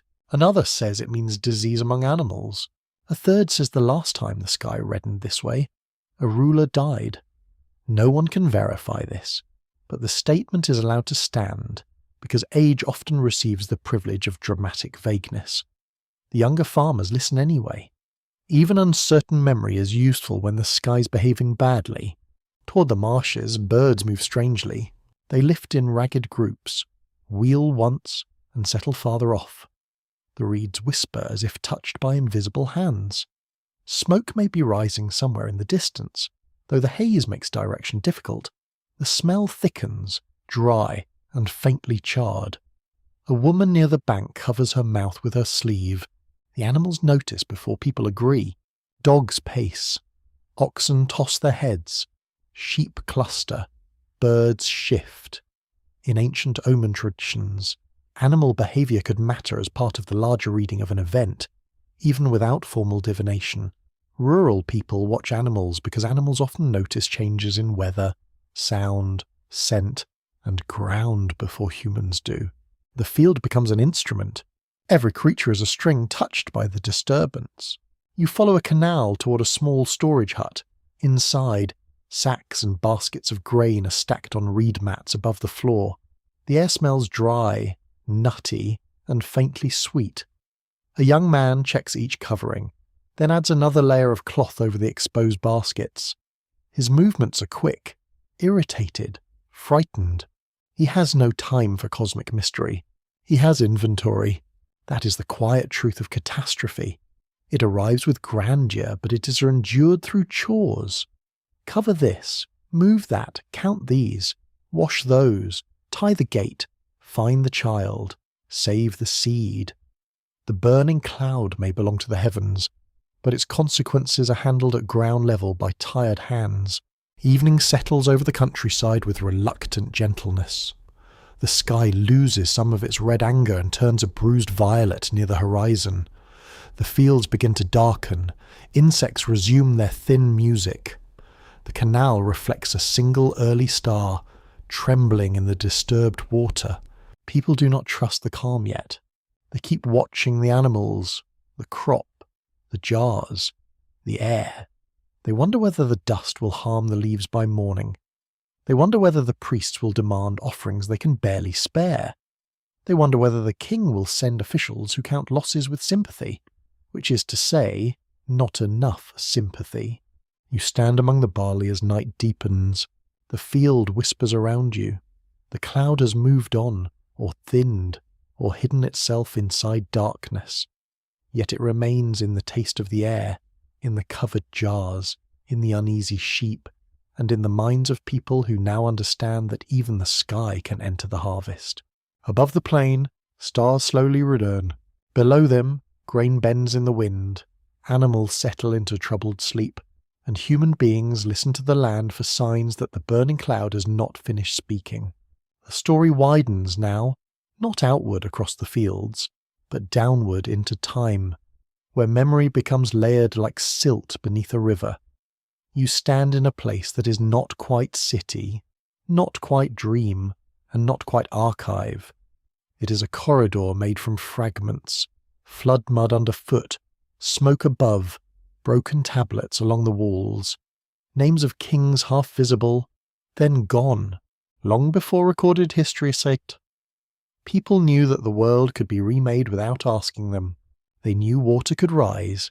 They knew fire could cross dry land. They knew skies could darken, crops could fail, rivers could change beds, and settlements could become low mounds beneath grass and dust.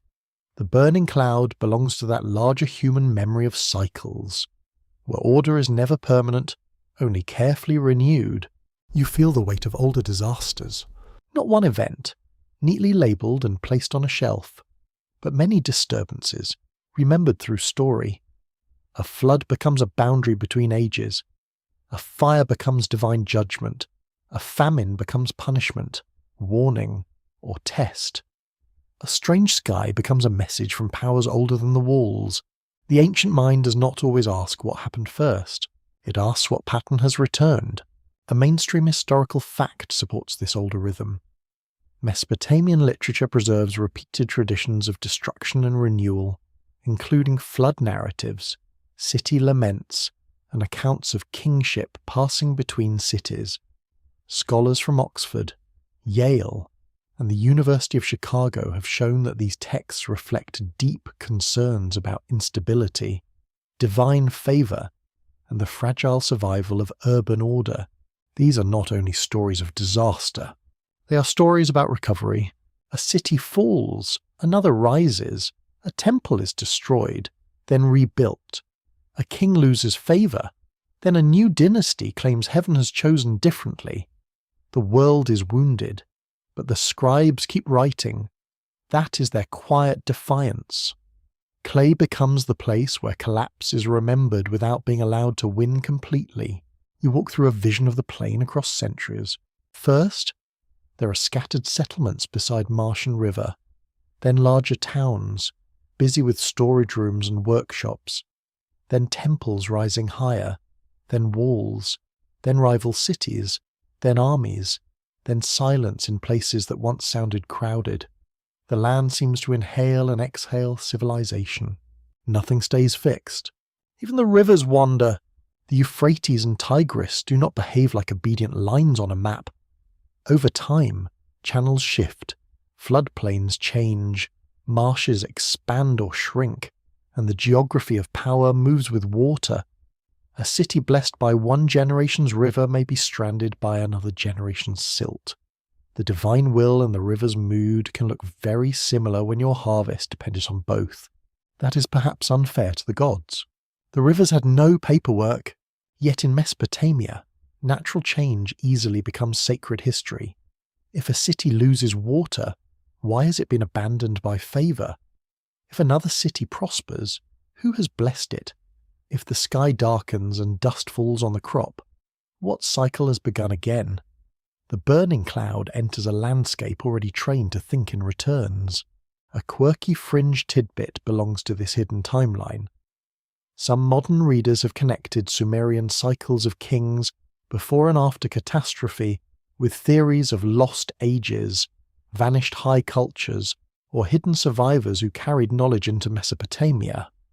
Academic historians do not need such models to explain the evidence, but the fascination is understandable. The ancient texts themselves often speak as though history began earlier than human memory can safely hold. The past keeps opening trapdoors. In one tradition, kingship descends from heaven. In another, cities rise under divine patronage. In flood stories, human society seems interrupted by a catastrophe so great that memory must restart. These accounts are not modern chronology, yet they preserve an emotional truth. People felt that civilization rested on a foundation deeper and more dangerous than ordinary history. You sense the burning cloud inside that feeling. It is not only a sky event, it is a sign that the old cycle may be turning again. The fear is not simply something strange has happened. The deeper fear is this has happened before, somewhere in ancestral memory, behind the voices of grandparents, behind older stories told at night. There may be another sky darkening, another field covered in dust, another warning ignored too late. The hidden timeline is made of such echoes.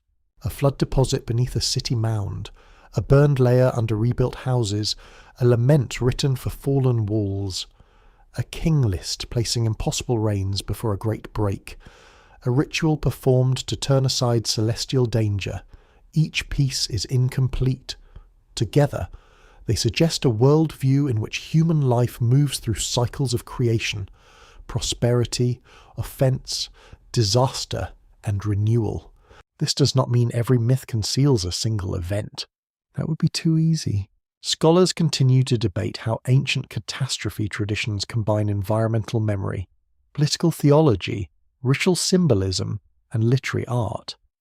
Some researchers emphasize real floods and urban destruction. Others point to the poetic shaping of loss, where historical trauma becomes sacred literature. Still others study how rulers used older disaster themes to explain new claims of legitimacy. The debate remains open because the evidence is alive in many directions. A flood may be geological and theological. A city lament may be historical and literary. A burning cloud may be atmospheric and symbolic. Ancient texts do not line up politely under modern headings. They sprawl, overlap, and invite us to mistake richness for confusion. You enter a ruined street in the mind. The houses are dark. A clay oven sits cold in one courtyard. A broken jar spills old grain that no hand will gather. Somewhere beyond the wall, the sky glows red again, not as the first sight of the cloud, but as memory returning in altered form. The city in this vision may be Kish, Uruk, Nippur, or some settlement whose name never reached writing. The point is not the name. The point is the pattern. People build, people trust, people forget danger, then the world reminds them. It may use water, it may use fire, it may use drought, dust, disease, invasion, or a strange burning sky. The ancient record rarely offers comfort that order is permanent. It offers something colder, and perhaps more useful. Order must be renewed. This is why rituals repeat, not because one offering solves everything forever. That would be efficient. An ancient religion is rarely accused of efficiency. Ritual repeats because danger repeats. Seasons repeat. Guilt repeats. Political anxiety repeats. and human beings need repeated ways to stand before uncertainty. The burning cloud therefore becomes part of a cycle of response. Watch the sky, record the sign, consult older tablets, make offerings, protect food, calm the city, inform the ruler, remember the event, teach the next scribes what was done. If the sign returns, the city will not face it empty-handed. It will face it with inherited fear, which is not courage exactly, but can behave like courage in public. The corridor of fragments grows darker. You see flood water shining beneath the moon. You see smoke rising from reed beds. You see temple bricks stacked again after destruction. You see scribes copying texts whose first authors are dust. You see kings placing their names into traditions older than their bloodlines. You see farmers returning to fields that disaster had briefly claimed. The ancient world survives by becoming layered. Every catastrophe leaves a mark.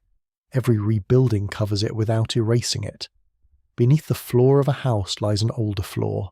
Beneath that, another surface. Beneath that, perhaps ash, flood silt, pottery, bones of animals, seeds, and the compacted steps of people who thought their present was final. You know better. So did they, perhaps in their quieter moments. The hidden timeline does not reveal one secret civilization standing behind Sumer with a torch in its hand. It reveals something more haunting. It reveals that human communities have always lived on top of earlier human fear. The burning cloud passes through one age, but its meaning reaches into many. It joins the flood, the failed harvest, the fallen wall, and the rebuilt temple. Night settles across the imagined ages. The red glow becomes ember, then memory, then line of clay. The plain lies silent again, though never innocent. Somewhere in that deep time, people lift their faces and wonder whether the world is beginning, ending, or simply turning through another forgotten cycle. The smoke begins to arrange itself in your imagination, not as chaos, but as a pattern half remembered. You're no longer watching only a cloud. You're watching the ancient mind search for order inside the cloud, tracing names, offices, powers, and ranks through the red dimness. The heavens are frightening enough when empty. They become more frightening when they seem organized. Sumer does not give you one lonely god standing above the world. It gives you a crowded universe. There are great powers of sky, air, earth, water, storm, fertility, war, craft, wisdom, love, death, and judgment. There are divine assemblies, messengers, gatekeepers, underworld figures, temple patrons, and city protectors. The cosmos feels less like a silent void and more like a vast administration with moods, rivalries, procedures, and the occasional alarming lack of customer service. That is strangely fitting. In a land of canals, storehouses, scribes, rations, offerings, and officials, even heaven can resemble an ordered system. The gods are not vague mist. They have names, shrines, functions, symbols, families, and cities under their special care. Human society looks upward and sees power arranged in ranks, because power on earth is arranged in ranks too. You stand inside a temple chamber where lamp smoke rises toward the ceiling. The walls are thick, the air warm, and the shadows restless. A divine statue sits beyond a low offering table. Its eyes are wide, inlaid, watchful, and slightly unsettling in the wavering light. Bowls of grain, dates, and oil stand before it. The room smells of incense, old wool, and something mineral from the clay floor. Here, the burning cloud is not interpreted alone. It is placed within a network of divine beings. A mainstream historical fact rests behind this scene. Sumerian religion included major deities such as An, Enlil, Enki, Inanna, Nanna, Utu, and Ninhursag, each associated with important spheres of cosmic and social life. Scholars at Oxford, Yale, and the University of Chicago have long studied how these divine names appear across myths, hymns, offering lists, and temple records. 7 names in the smoke may not mean one fixed list. It means a habit of patterning. The ancient imagination often gathers power into meaningful numbers, groups, and hierarchies. 7 can suggest completeness, solemnity, or divine order in many ancient Near Eastern contexts. When a terrifying sky event appears, specialists may not ask only what it looks like. They may ask which power has moved, which order has been disturbed, and which divine office has spoken. You feel that question thick in the air. If the cloud burns, is it a storm power? If it darkens the sun, is it connected with judgment? If it passes over fields, does it concern fertility? If it terrifies kings, does it come from the high assembly? If it leaves dust behind, does it rise from earth, underworld, or distant desert? Each possibility calls a different response. The temple specialists must reconstruct heaven from signs. Their work resembles listening to footsteps behind a wall and guessing who approaches. One step may be familiar, another may belong to someone dangerous, another may be only a servant carrying a lamp. It would be embarrassing to offer a royal welcome to the lamp servant, but worse to ignore the dangerous one. A quirky fringe tidbit grows naturally here. Modern mystical writers sometimes claim the Sumerian gods were not gods at all, but ancient visitors mistaken for divine beings. They often point to the structured roles and human-like personalities of the deities as clues. Professional historians treat these claims as imaginative, because the evidence fits religious, literary, and political systems far better than hidden technology. Still, the idea survives because the Sumerian divine world can feel oddly bureaucratic and alive. The gods have jobs. They also have tempers. The burning cloud might therefore be read as movement inside a cosmic chain of command. Perhaps a high god has permitted a warning. Perhaps a storm power carries it. Perhaps a solar deity witnesses it. Perhaps a city goddess must be appeased to protect her people. Nothing is isolated. Every sign belongs somewhere in the great arrangement. You look toward the offering table. 7 small bowls have been placed in a careful line. One holds barley, one holds dates, one holds clean water, one holds oil, one holds flour, one holds fragrant resin, one remains empty, which somehow feels more powerful than the others. Its emptiness waits like an unanswered question. A priest's hand moves above them. He does not rush. He names powers softly, and each name seems to gather a different shadow in the room. The glow outside has faded, but the ritual chamber has its own red life from the lamps. Smoke twists upward and breaks against the ceiling beams, then spreads in thin layers like a miniature sky trapped indoors. This indoor smoke becomes a mirror of the cloud. Small ritual smoke answers vast atmospheric smoke. Human-controlled fire speaks toward uncontrolled heavenly fire. The priest lifts incense because the city cannot lift the whole sky. The scale is absurd, perhaps, but also deeply human. When faced with immensity, people respond with symbols small enough for the hand. The open scholarly debate concerns how much consistency existed across Sumerian theology over time and between cities. Some researchers emphasize shared divine structures and widely recognize major gods. Others stress local variation, shifting political influence and changing traditions across centuries. The surviving texts are not one uniform handbook. They are many voices preserved unevenly. That unevenness matters for the burning cloud. One city might read the sign through its patron deity. Another might link it with storm, war, or royal fate. A temple in one place might prescribe purification, while another emphasizes offerings or watchfulness. The cloud could pass over the plain as one event, yet divide into many meanings once it entered local tradition. You pass in thought from shrine to shrine. At one place, the cloud belongs to the storm. At another, to the sun hidden in anger. At another, to a goddess whose city has been neglected. At another, to the assembly of great powers deciding whether kingship remains where it is. The same redness stains all of them, but each altar gives it a different name. This is not confusion, it is interpretation under pressure. Human beings do this constantly. A single event becomes political, personal, religious, scientific, and emotional at once. A drought is climate, policy, punishment, bad luck, and someone's ruined field. A strange cloud is atmosphere, omen, warning, and memory. The Sumerians did not simplify reality for our convenience. The temple system holds these layers together.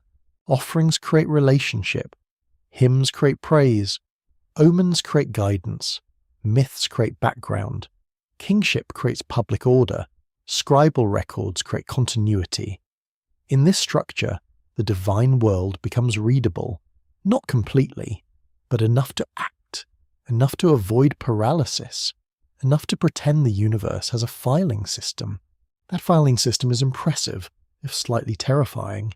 You move closer to the statue, its inlaid eyes catch the lamp flame and seem almost wet.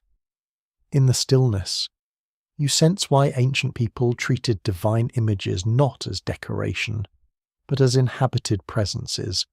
The statue looks back. The cloud outside has no face. So the city comes indoors to look at a face that can receive fear. A low chant begins. The voices are soft, layered, and repetitive, carrying the names of powers through the smoke. The sound vibrates in the chest more than in the ears. It is not meant to entertain. It is meant to align. Each phrase places the frightened city back into a cosmic arrangement where gods have rank, humans have duties, and signs can be answered. Perhaps that is the hidden system. Not a secret machine beneath history, but a sacred architecture of response. The sky disturbs the land. The priests name the disturbance. The offerings move toward the gods. The ruler supports the rites. The people protect the fields. The scribes preserve the sequence. The next generation receives the memory as precedent. 7 names in the smoke become 7 doors into meaning.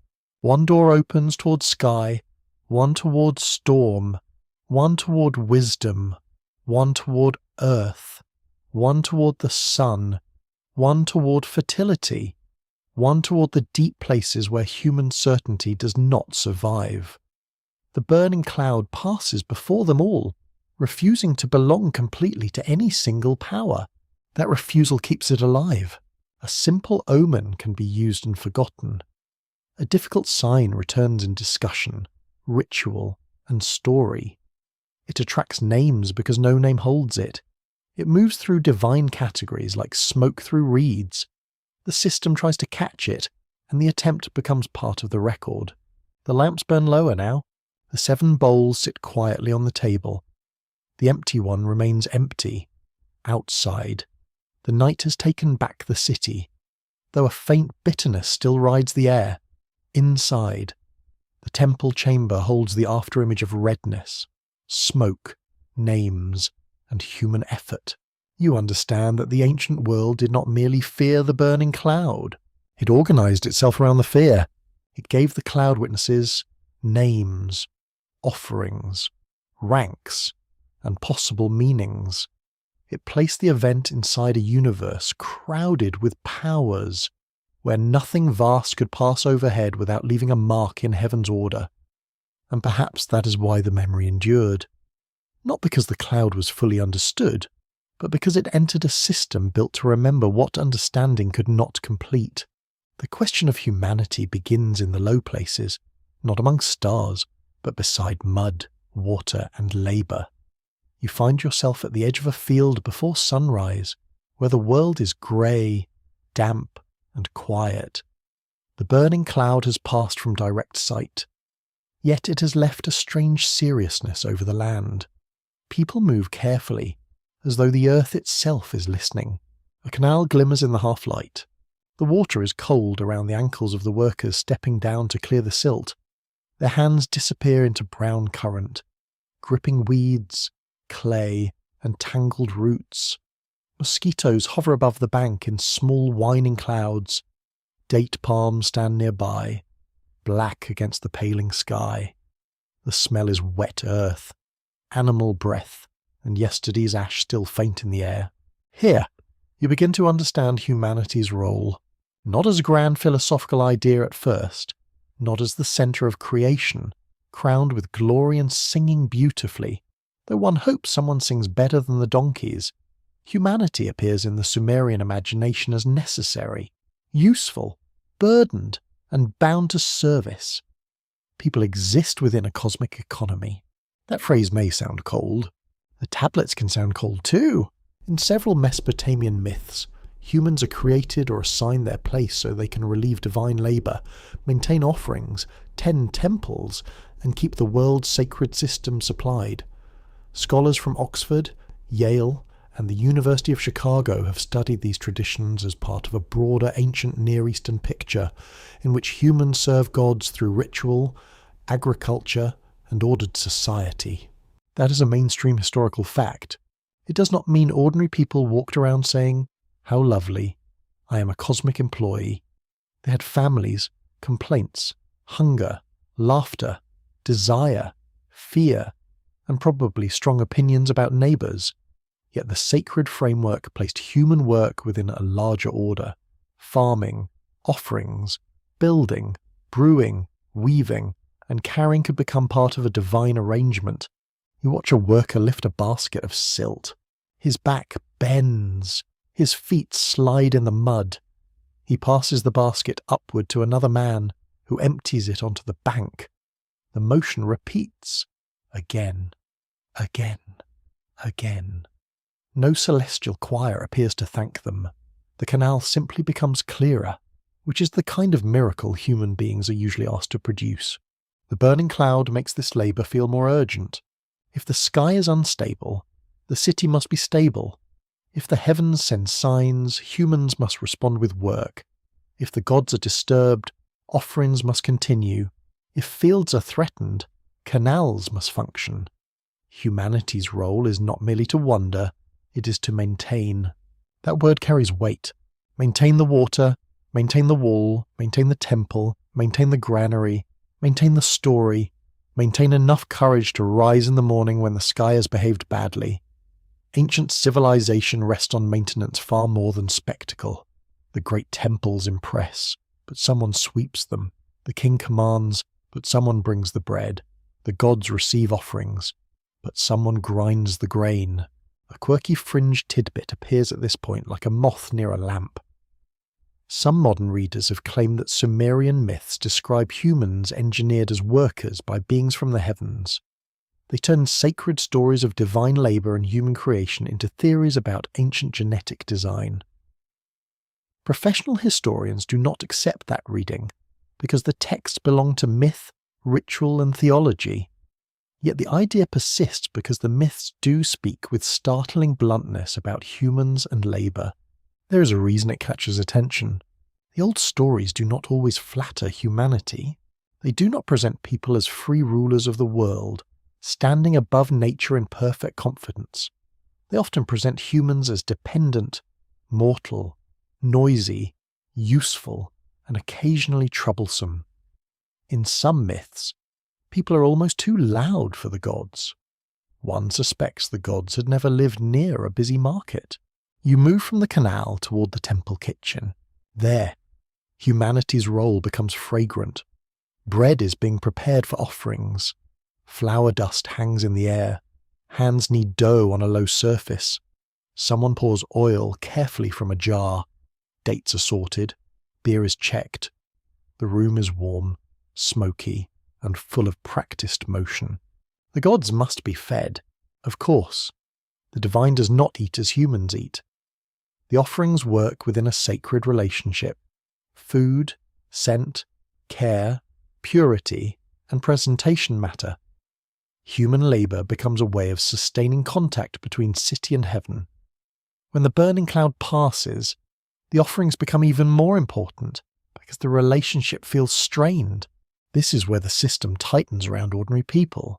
A cosmic sign may appear above the city, but its practical answer may be extra grain brought from households, extra oil from storehouses, extra labour from temple dependents, extra cleaning, extra watchfulness, and extra anxiety everywhere.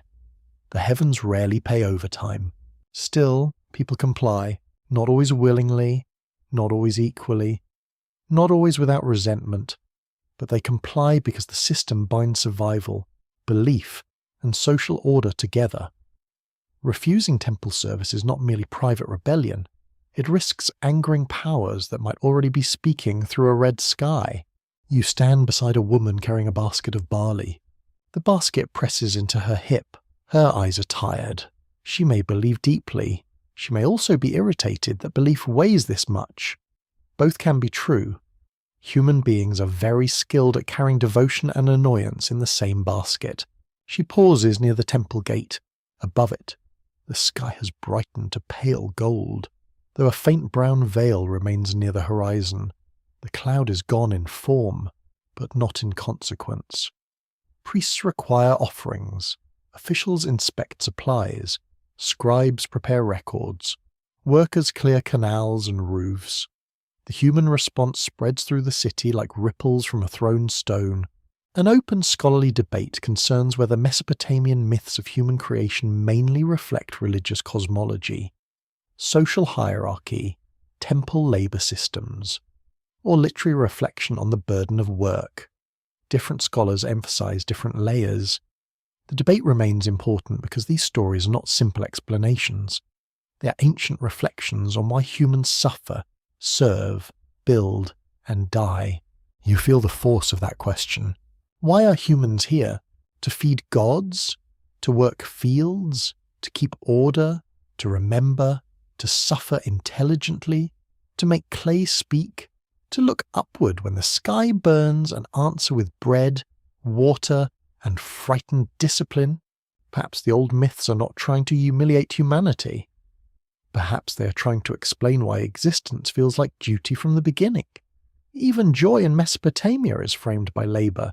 A festival requires preparation. A feast requires harvest. A temple hymn requires trained scribes. A city requires canals. Love requires households. And households require someone to fix the roof. The morning grows brighter. In a courtyard, children sweep dust into little piles. They are not graceful. One keeps pushing dust back into the area already cleaned, causing an older girl to stare at him with the exhausted contempt of civilization itself. Nearby, an old man inspects a roof drain and announces that no one listens to him, which may be true and may also be tradition. Humanity continues. That is its astonishing role, not merely serving gods, not merely fearing omens, not merely obeying kings, but continuing under conditions that never become completely safe. The burning cloud passes overhead, and people still bake bread. They still argue. They still clear canals. They still tell children not to put dirty hands into grain jars.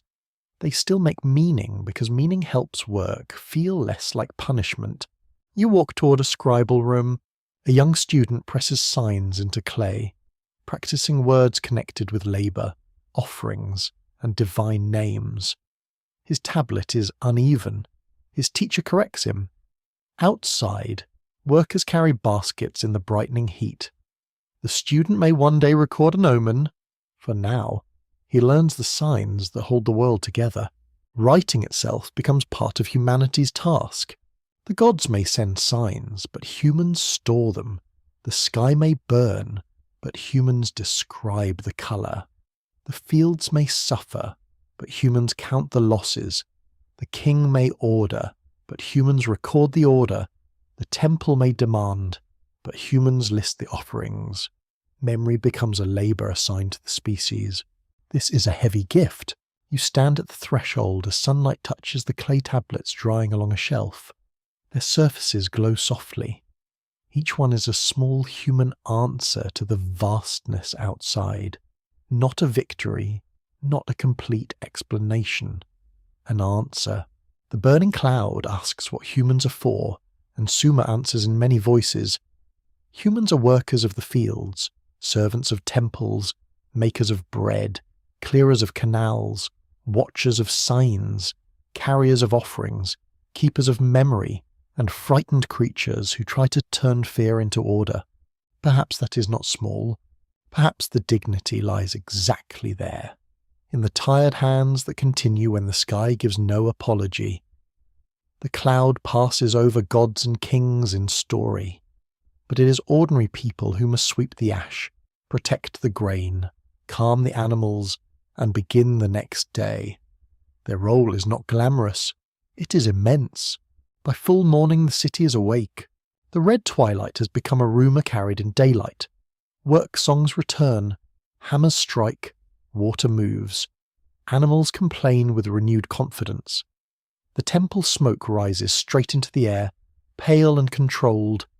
Above it, the sky seems almost innocent again, but humanity has been reminded of its place, not above the ancient system, and not outside it, within it, beneath the sky, beside the canal, before the gods, among the fields, holding clay, bread, and worry in mortal hands.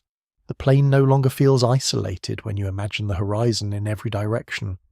Beyond the canals and date groves, beyond the temple roofs and city walls, there are roads, deserts, mountains, ports, and lands whose names travel slowly through merchants' mouths. The burning cloud may have crossed Sumer, yet the ancient world is wider than one frightened city. You stand beside a caravan preparing to leave. Donkeys shift under bundled goods. Their packs smell of wool, leather, bitumen, dried fish, and dust that has already visited more places than most people ever will. Men check cords, jars, and seals with practical irritation. A trader spits into the dirt, studies the sky, and says nothing reassuring. Traders rarely spend reassurance unless there is profit in it. The road points outward. It leads toward northern cities, eastern mountains, western plains, and distant shores where other people watch the same heavens with different divine names. The sky is shared even when languages are not. A red haze above Sumer may become a rumour in Elam, a warning in Akkad, a strange sunset in Syria, or a tale carried by merchants until it grows larger than the original fear. This is how ancient events travel, not instantly, not cleanly, not with the tidy confidence of modern reports. They move through caravans, sailors, envoys, prisoners, migrants, and marriage ties. They move in songs, warnings, jokes, ritual formulas, and stories told beside fires when the night is too dark for sleep. A mainstream historical fact supports this wider world. Archaeological research from universities such as Harvard, Chicago, and Pennsylvania has shown that Mesopotamia was connected by trade and cultural exchange with regions including Iran, Anatolia, the Gulf, Syria, and the Indus world. Goods such as lapis lazuli, timber, metals, shells, and stones moved through long networks across great distances. So did stories. You hear the creak of the pack frames as the caravan leaves the city gate. Dust rises around the animals' legs. The morning light is pale, and a faint veil still lingers high above the flat land. The men walk with cloths wrapped around their heads, glancing often toward the sky. They carry goods, but they also carry the memory of a cloud that made the sun look wounded. At the first night camp, the tale begins changing. One man says the sky burned like a furnace. Another says the cloud had a shape like a great hand. A third insists birds fell silent hours before it appeared, though nobody remembers him mentioning this at the time. Memory enjoys decorating itself when an audience appears. Soon the event has edges it never had. By the time the caravan reaches another settlement, the burning cloud is no longer only a dim red veil. It is a sign that passed above the land. It frightened animals, stained water, and caused priests to wake the city. Someone asks whether it came with a sound. The trader hesitates, then says there was a deep stillness, which is honest enough and suitably impressive.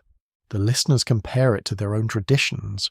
One speaks of a storm god's anger, another recalls a red dawn before sickness spread, another mentions an old story from the mountains, where fire once came from the sky and blackened stones on a hillside. Nobody can prove anything. Everyone contributes. That is how the ancient world builds a shared fear, one careful exaggeration at a time, A quirky fringe tidbit appears when distant echoes are compared. Some modern writers connect fiery sky traditions from Mesopotamia, Anatolia, Egypt, India, and the Eastern Mediterranean into one grand theory of a global catastrophe. Scholars generally resist such sweeping claims because similar images can arise independently from common experiences. Volcanic sunsets, meteors, dust storms, eclipses, and war fires can all inspire fire in the sky. Still, the similarities are haunting. Across cultures, people look up and imagine power. They describe heavenly fire, darkened suns, falling stars, burning mountains, or clouds that carry divine anger. The details differ, but the posture is the same. Neck bent backward, eyes wide. Human certainty suddenly reduced to a small object beneath immense light. You follow the road northward in thought. The flat marshland gives way to firmer soil, then to rolling country where villages cling to watercourses. In one settlement, a local priest hears of the cloud and links it to a storm tradition. In another, a scribe adds it to a list of troubling signs reported by travellers. Farther away, a ruler hears the tale and wonders whether it confirms his own temple's warning. The cloud becomes portable. That is the power of a strong image. It can leave the event behind and continue walking. A real atmospheric disturbance may fade within hours, but a burning cloud in story can cross mountains, rivers, and generations. It moves from observation into comparison, from comparison into symbol, from symbol into tradition. You smell the campfire smoke at night. Men sit close to the flames while the animals stand tethered beyond them. Sparks rise into the dark, brief and harmless. Yet everyone notices them. The sky overhead is clear now, filled with stars. That clarity does not remove the story. It sharpens it. The cloud becomes more vivid because it is no longer present to correct them. One traveller from the east speaks of stones fallen from heaven. He says his grandfather saw one, black and heavy, lying in a field. The others look at him with interest. Meteorites were known in ancient cultures, and unusual stones could acquire sacred or royal meaning. Whether his story is exact does not matter to the group. It teaches them that the sky can drop physical things into human territory. That idea changes the cloud. It no longer has to remain distant. It may be part of a larger class of sky intrusions. Things above entering the world below. Falling stones, red suns, darkened days, thunder without rain, strange lights, and burning clouds all become relatives in the ancient imagination. Each suggests that the boundary between heaven and earth is thinner than people prefer. The open scholarly debate concerns how far Mesopotamian omen traditions influenced neighbouring cultures, and how much they absorbed from them. Researchers compare texts, divine names, ritual patterns, and shared motifs across the ancient Near East. Some emphasize transmission through scribal networks and political contact. Others emphasize local invention shaped by similar fears and landscapes. There is no single road for meaning. There are many roads, and most are dusty. You imagine a coastal town near the Gulf, where sailors hear the story while unloading jars. The air smells of salt, fish, tar, and wet rope. A sailor nods and says the sea also glows strangely sometimes, especially under skies thick with heat. Another claims he once saw the horizon burn without fire. Mariners have always been generous with alarming atmospheric observations. The burning cloud finds sea language there. It becomes a veil over the waters, a red breath across the horizon, a warning before bad winds. Inland, it becomes a field omen. In courts, it becomes royal danger. In temples, it becomes divine passage. Among traders, it becomes the kind of story that makes listeners offer more beer. Thus the same event gains many bodies. You see it carried eastward toward highlands where metal and stone are traded. There, people know mountains, lightning, and storms that roll with violent force through valleys. They may hear the Sumerian tale and imagine a cloud descending from peaks, full of fire and divine presence. The flatland terror becomes mountain terror, reshaped by different horizons. Toward the west, the story enters lands of steppe and city, where other gods command storm, sun, and war. A red sky over Sumer may be treated as confirmation of a wider divine unrest. It might be copied into omen traditions, folded into royal messages, or dismissed by someone practical who still covers his grain anyway. Practical people are the spine of history. They let poets have the sky while they check the jars. By the time the tale returns to Sumer through another road, it may bring foreign echoes with it. Someone has heard of fire seen elsewhere. Someone has heard of animals panicking far beyond the plain. Someone has heard of red rain, black dust, trembling ground, or stars falling near a distant city. The original cloud is now part of a network of reported disturbance. This does not prove a single global event. It proves something subtler. Ancient people were connected enough for fear to travel, and separated enough for fear to transform. A burning cloud over one land could become many clouds in memory. A real sky disturbance could gather unrelated disasters around itself. A local omen could grow into a regional sign because the human mind searches for pattern across distance. The caravan moves beneath evening light. The horizon is clear, and the first star appears with calm indifference. The traders make camp, unpacking goods with slow efficiency. Someone begins the story again for new listeners. He lowers his voice at the part where the sun dimmed. He pauses before describing the red glow. He allows silence to work, because even ancient storytellers understood timing. You sit among them as the fire crackles. The scent of smoke rises into the night. The donkeys breathe softly. Beyond the camp, the road vanishes into darkness, carrying rumours farther than any tablet can travel alone.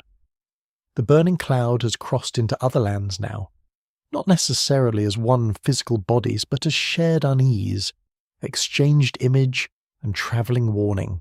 Above every road the same sky waits, and under that sky, different peoples, with different gods and tongues, keep discovering the same unsettling truth. Whatever passes over one city may enter the dreams of many, because the ancient world is never as separate as its borders pretend. The modern study room is quiet in a different way from the ancient temple. No incense moves through the air. No priest lifts a bowl toward a red horizon. Instead, the light is white and steady, falling over shelves, catalogues, photographs, excavation reports, and tablets resting in padded trays.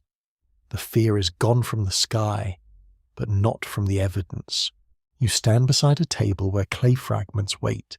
They look humble, almost stubbornly so. Some are the colour of dry bread, others are grey, reddish, or darkened by old fire. Their broken edges catch light in small rough planes. A scholar adjusts a lamp, leans closer, and studies the surface with patient eyes. The room smells faintly of paper, dust, cotton gloves, and old earth. This is where the cloud becomes a question again. Not a rumour, not a chant, not a royal crisis, a question. The marks on the tablets must be copied, transliterated, translated, compared, dated, and understood within the tradition that produced them. A single damage sign can alter the meaning of an entire line. A phrase that looks like fire may refer to brightness, ritual flame, divine radiance, or a real atmospheric event. The scholar must move slowly, because the clay is ancient and excitement is young. Excitement needs supervision. Assyriologists, historians, archaeologists, astronomers, and environmental scientists each bring different tools to the problem. A tablet specialist studies language. An archaeologist studies context. An astronomer asks whether a celestial event might fit. A climate scientist considers dust, volcanic aerosols, or unusual atmospheric conditions. Each person sees part of the animal in the dark. A mainstream historical fact stands at the centre of this work. Modern knowledge of Sumerian and Akkadian texts depends on generations of decipherment, museum cataloguing, excavation, and philological comparison at institutions including the British Museum, Yale, Oxford, Chicago, and the University of Pennsylvania. Without that slow labour, the tablets would remain marked clay, not readable history. You watch a scholar trace a sign. She does not touch the tablet directly. Her finger hovers above it, following wedges cut by a hand that died thousands of years ago.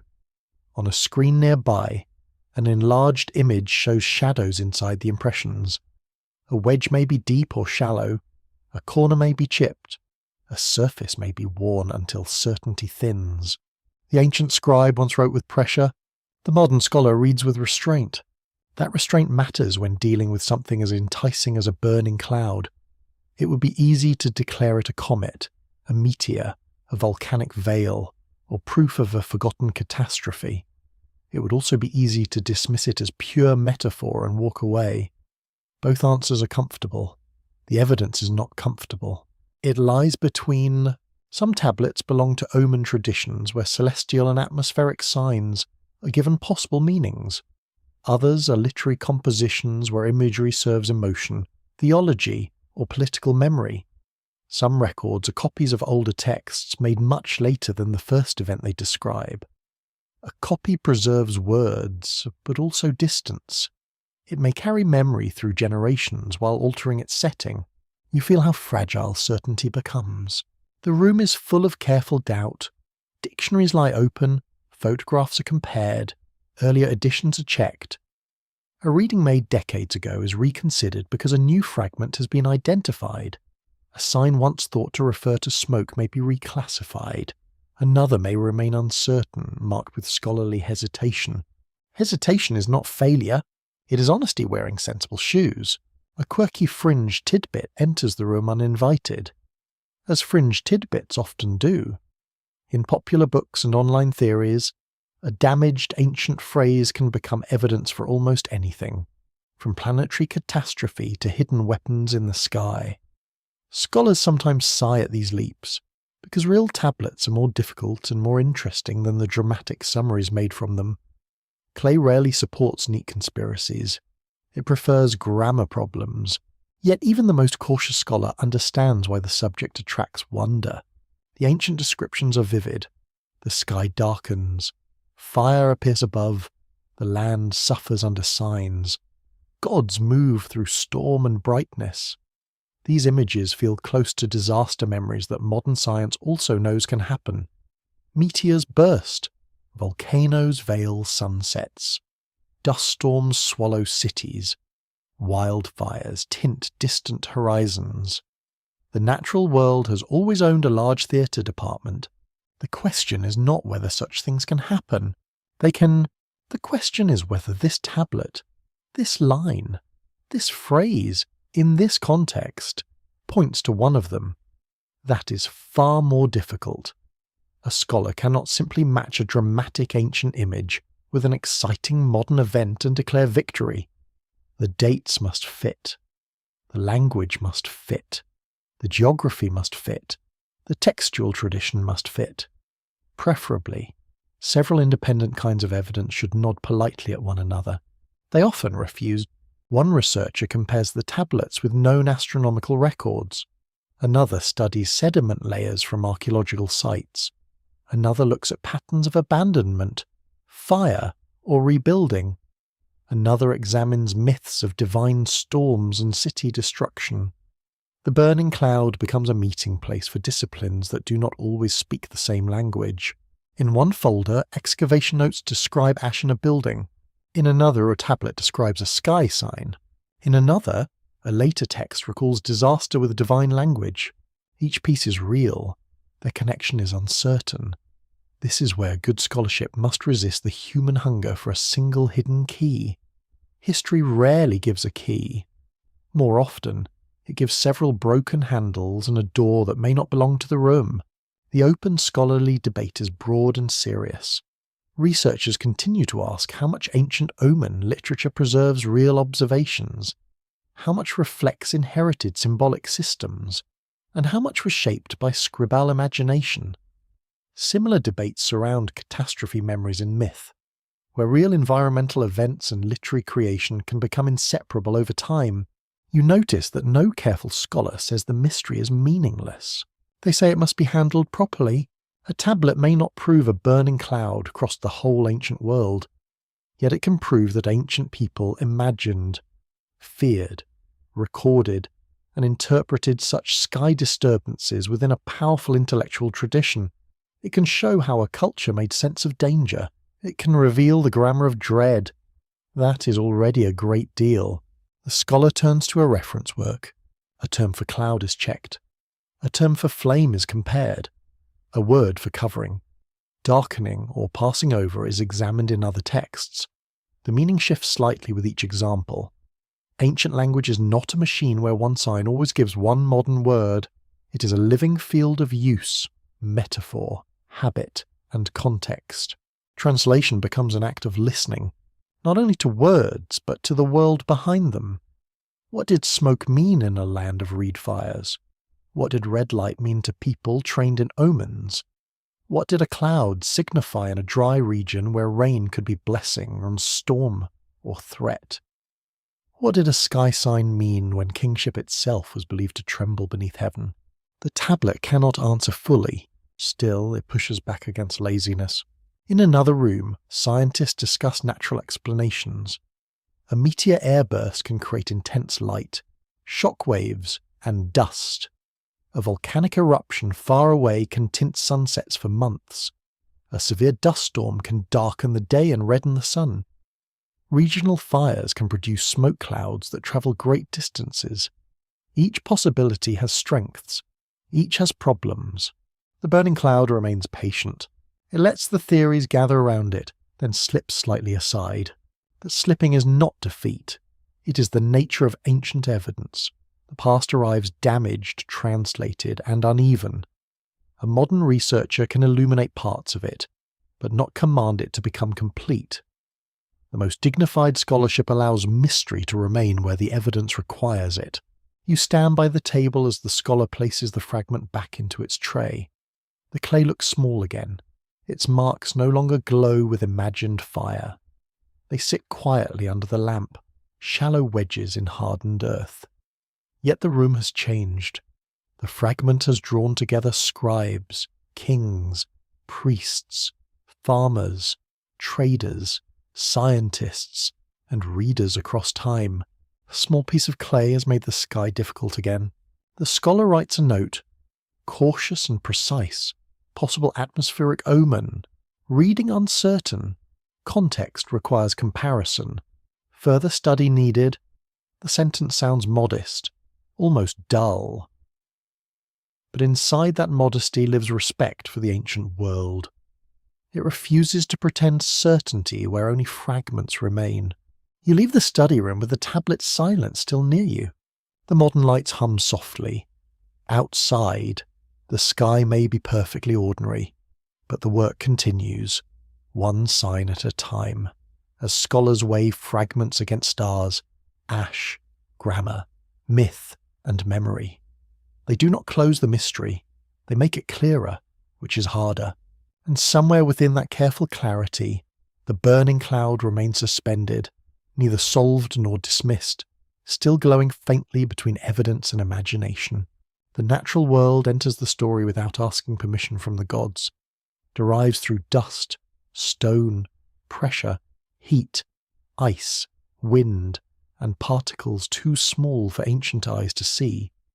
You stand beneath a pale sky at the edge of the plain, while the morning light spreads thinly over the canals. The burning cloud has become a question of matter. What could the sky have carried? The first answer is dust. Southern Mesopotamia knows dust intimately. It gathers in hair, settles on bread, creeps beneath doors, and turns the throat into a complaint. Fine particles can rise from dry land, river flats, abandoned fields, and distant deserts under the right winds. Dust can cover the sun, redden the air, blur horizons, and make daylight feel bruised. You see it moving low across the plain. At first it is only a brown softness near the ground.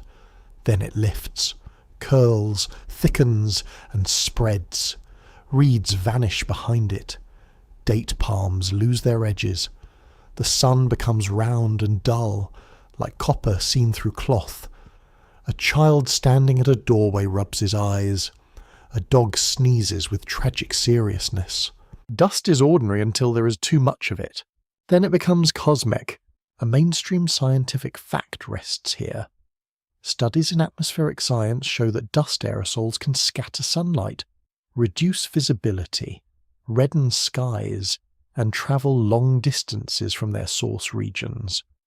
Modern researchers at institutions such as Stanford, Oxford, and the National Aeronautics and Space Administration have studied how airborne particles affect light, climate, and human health. This makes dust a strong candidate for part of the mystery. Yet dust alone may not explain the language of burning, unless the dust is lit by sunrise or sunset, mixed with smoke, or joined by some brighter phenomenon. It may feel too familiar. Ancient people did not need tablets to tell them dust existed. They lived with it like an irritating relative who never leaves. So another possibility rises: smoke. You move toward the marsh edge, where reeds grow tall and dense, their blades whispering in the wind. Dry reed beds can burn fiercely. Fields can burn after harvest. Settlements can burn in war or accident. Smoke from broad fires can climb, spread, and travel, especially when winds hold it in layers above the land. A smoke cloud can glow red from hidden flame or low sunlight. It can smell bitter.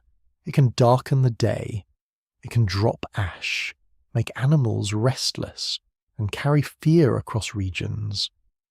People far from the fire may see only the sky's changed colour, not the source. In such a case, the cloud seems to arrive without cause, which is an excellent way to make human beings invent one. You taste the bitterness in the air. It is sharper than plain dust. It clings to the tongue and back of the throat. It settles on jars with a fine grey film. A farmer looks toward the horizon, wondering whether a settlement burns beyond sight. A priest may wonder whether the burning is earthly at all. The third answer falls from higher places. A meteor entering Earth's atmosphere can flare with extraordinary brightness. A large one may explode in the air, producing a flash, sound, dust, and sometimes a lingering train that glows or spreads. Ancient witnesses lacking modern terms might describe such a sign as heavenly fire, a burning cloud, or a divine weapon crossing the sky. This possibility is attractive, perhaps too attractive. It gives drama, direction, and a visible celestial cause. It also allows the event to feel sudden and terrifying. Yet the tablet language, the archaeological record, and the date would need to fit. One cannot simply place a meteor wherever mystery looks bored. The sky is not a storage shelf for convenient explanations. Still, imagine it. Night above the plain, stars steady. Then a light tears across the darkness, brighter than any torch, casting shadows backward along the walls. A delayed sound rolls over the fields.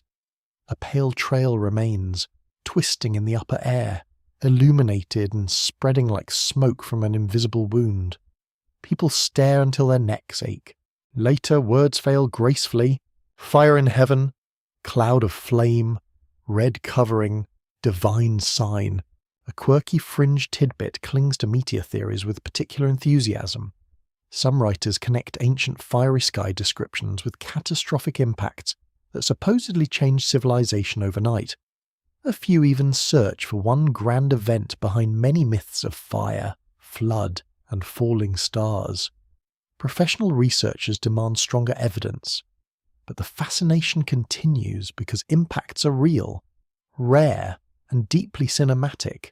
The fourth possibility is more distant. A volcanic eruption far away can send ash and sulfur aerosols high into the atmosphere.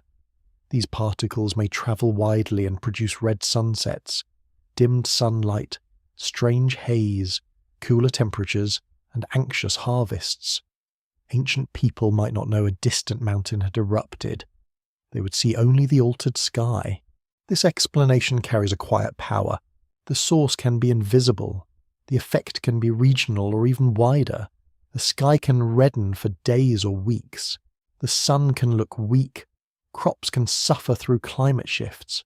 The problem is evidence. Linking one Sumerian phrase to one eruption requires chronological precision that ancient fragments rarely provide politely. The open scholarly debate remains active in form, even when the exact cloud is uncertain. Researchers discuss how ancient texts may preserve memories of meteor events, volcanic veils, severe dust storms, and other atmospheric phenomena.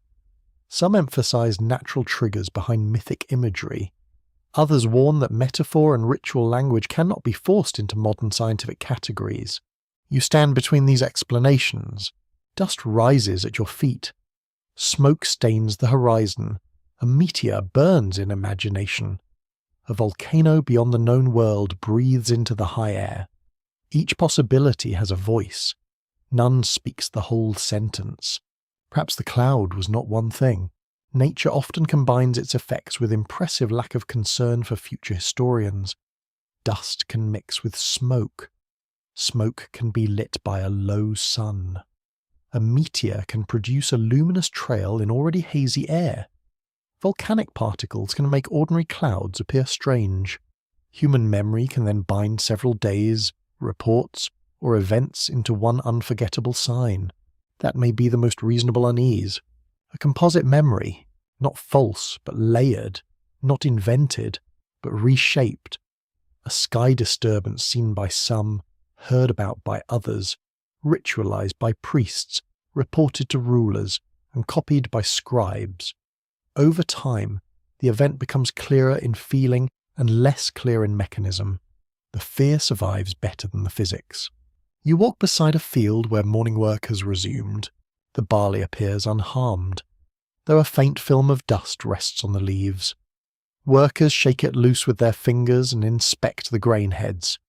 A canal reflects the pale sun, no longer red, but weak behind haze. The land has not offered an answer. It has only continued.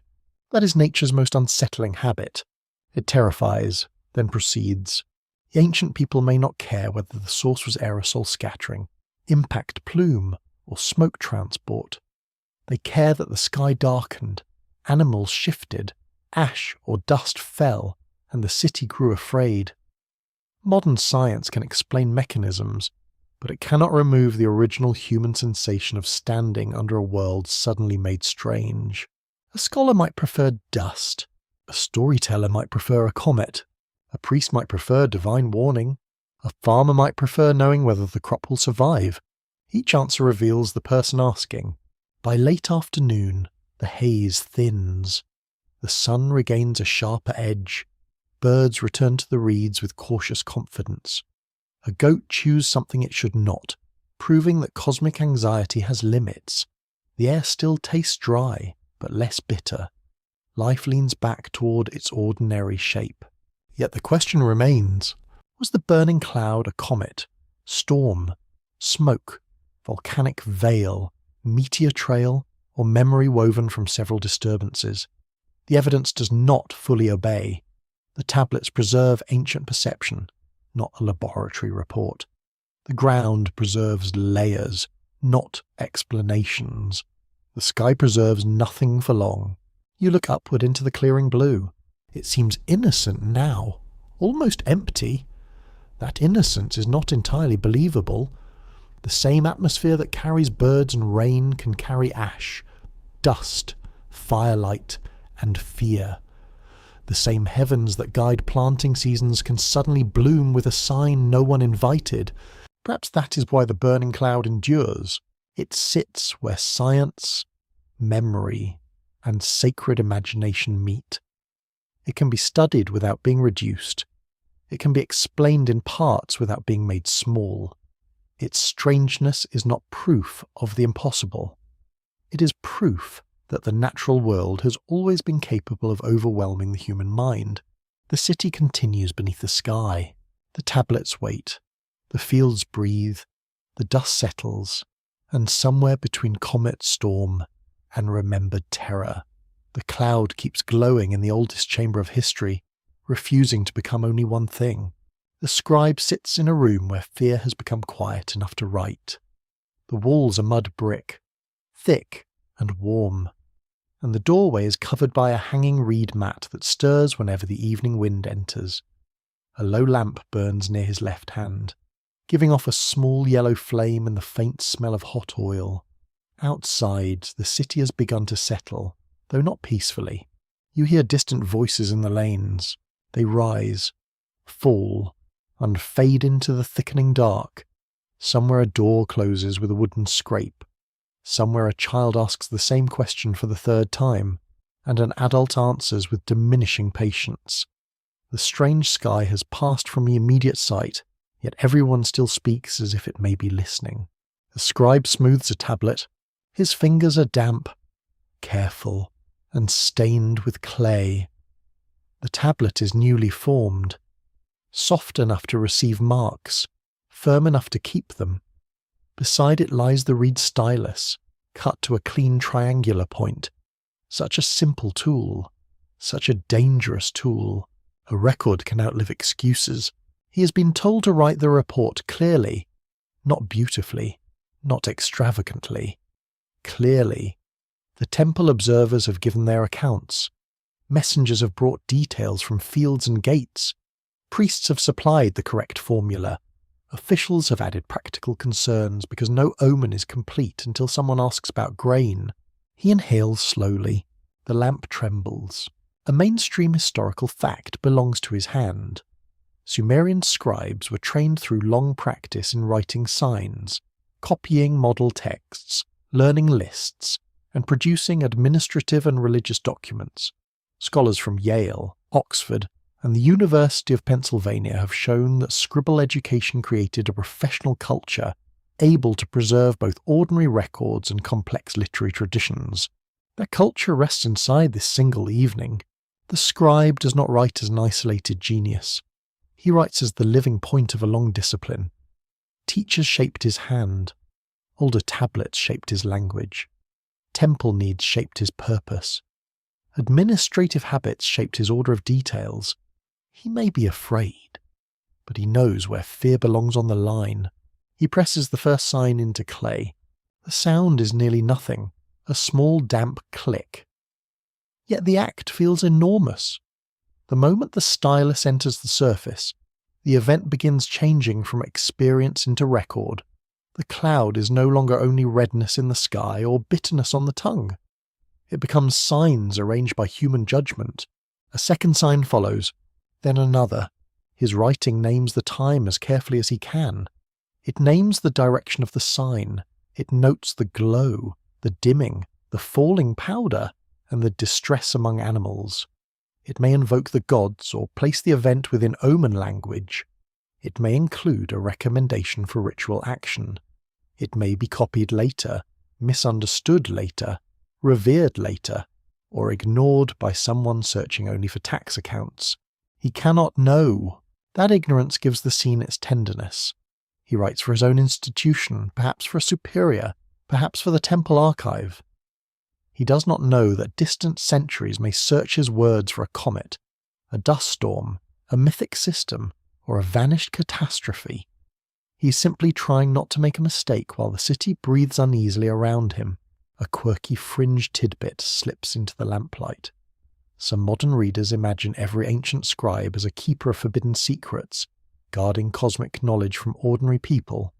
Real scribes certainly held specialized learning, and writing itself gave them power, but most also spent much time recording goods, labor, offerings, and legal matters. Ancient mystery had to share desk space with inventory. The scribe would understand that very well. His day may have begun with barley amounts, worker assignments, or oil measures. Then the sky changed, and suddenly his ordinary craft was summoned to hold terror. This is one of history's quiet miracles. The same hand that records sheep can record the trembling of a city under a burning sky. He pauses to wet the tablet's edge. The clay has begun to stiffen slightly in the warm air. He must work before it dries too much, yet he must not hurry. Haste makes careless signs. Careless signs make uncertain readings. Uncertain readings make later scholars mutter at him across 4,000 years, which is unfair but inevitable. He continues, outside. Sandals pass the doorway. A temple servant carries a covered bowl. The smell of incense follows him briefly, then disappears. The scribe listens without lifting his eyes. He knows the rites are being prepared. He knows offerings will be made. He knows that by morning, officials will want copies or summaries. Fear is already becoming administration. He writes the phrase for the cloud. Perhaps he chooses a word that means cloud. Perhaps smoke. Perhaps brightness. Perhaps a divine sign. Perhaps the surviving tablet will one day break exactly through that phrase, because the past has a gift for cruelty. In this room, however, the phrase is whole. It sits wet and dark on the clay. The open scholarly debate surrounding scribal reports and omen language concerns how closely any given text reflects immediate observation. Some researchers see many entries as records rooted in watched skies. Others view them as scholarly constructions arranged for interpretive completeness. Many suggest that observation and inherited formula work together, producing texts both empirical and symbolic. The scribe would not divide them so neatly. For him, the observed sign and its inherited meaning belong to one world. A red cloud is seen. A tradition tells how such signs are handled. The act of writing joins sight and meaning.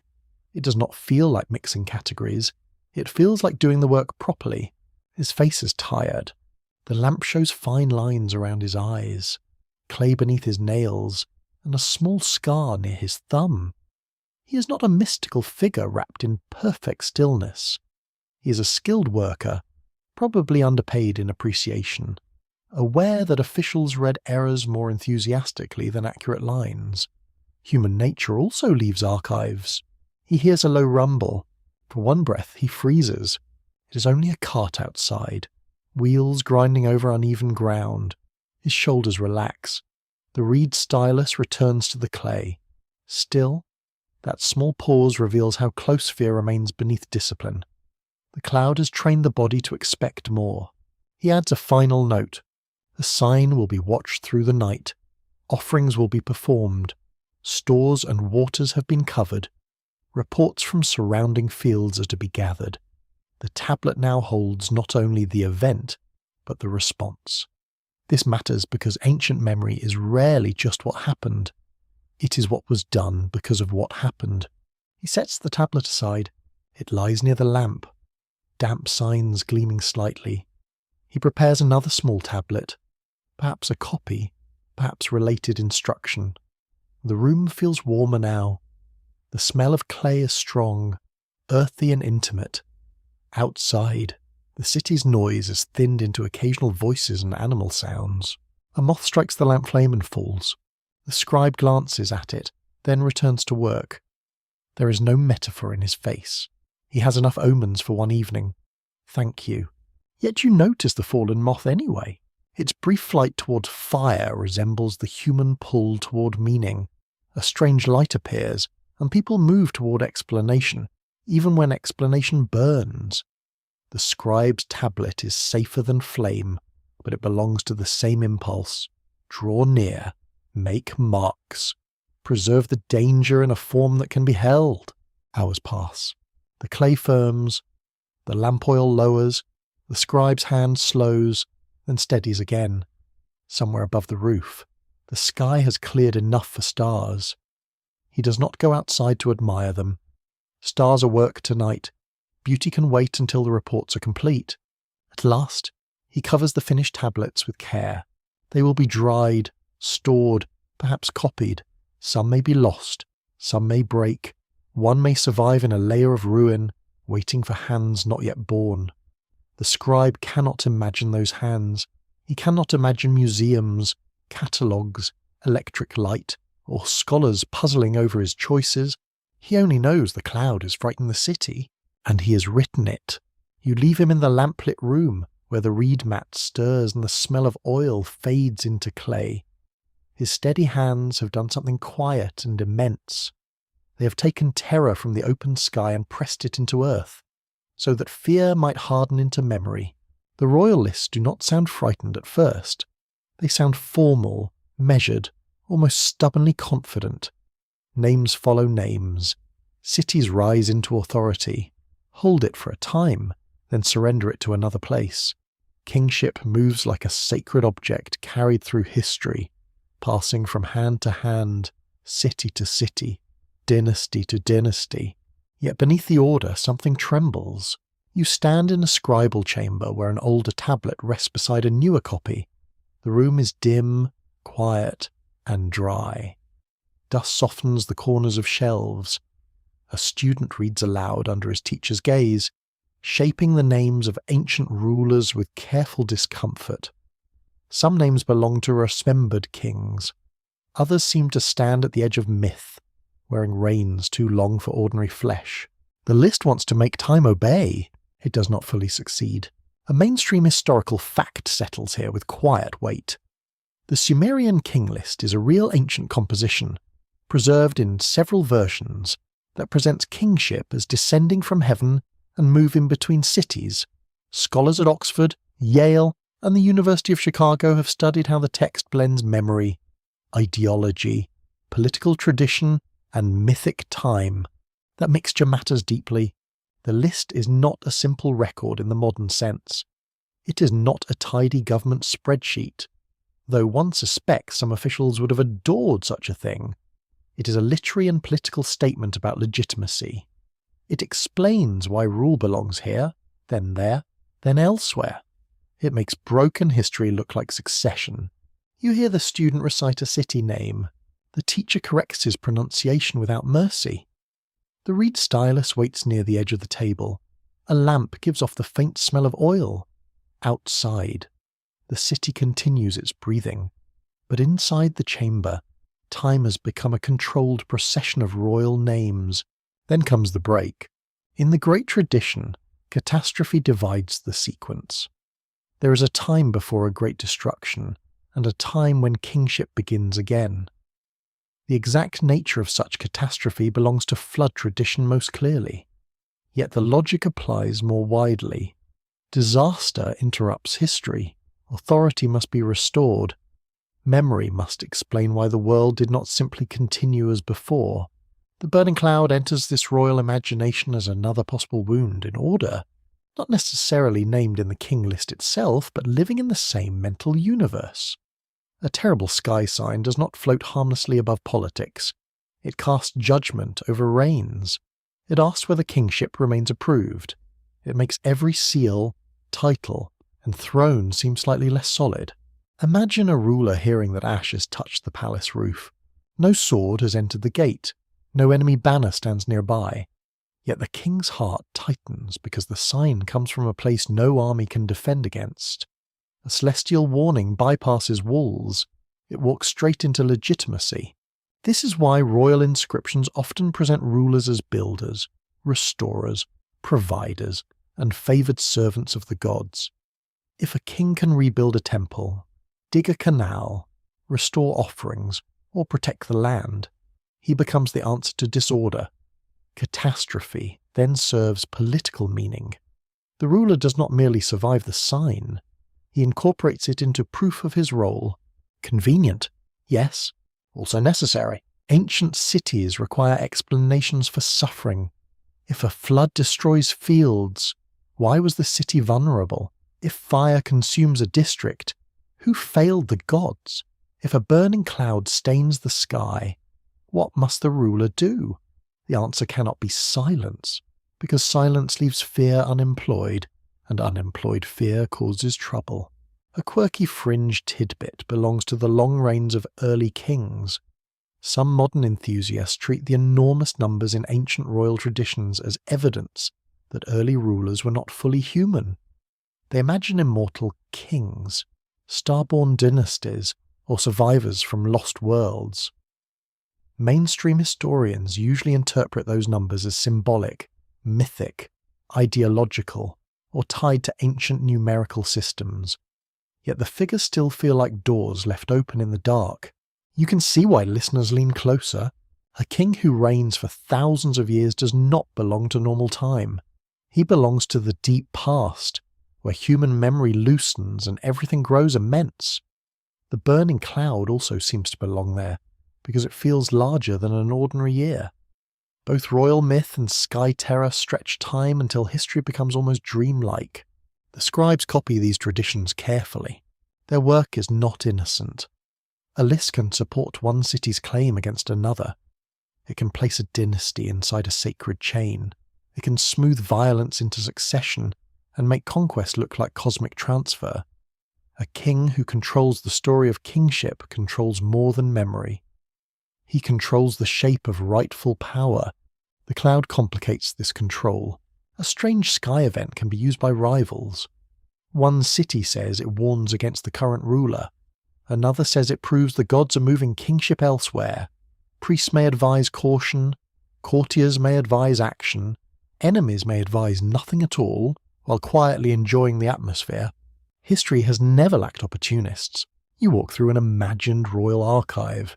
Tablets lie stacked by subject, though not as neatly as anyone would like. Some contain lists, some contain hymns to rulers, some record-building projects, some preserve accounts of offerings. The Burning Clouds report may rest near these, not because it is royal in itself, but because any sign concerning the land can become royal if enough people are frightened by it.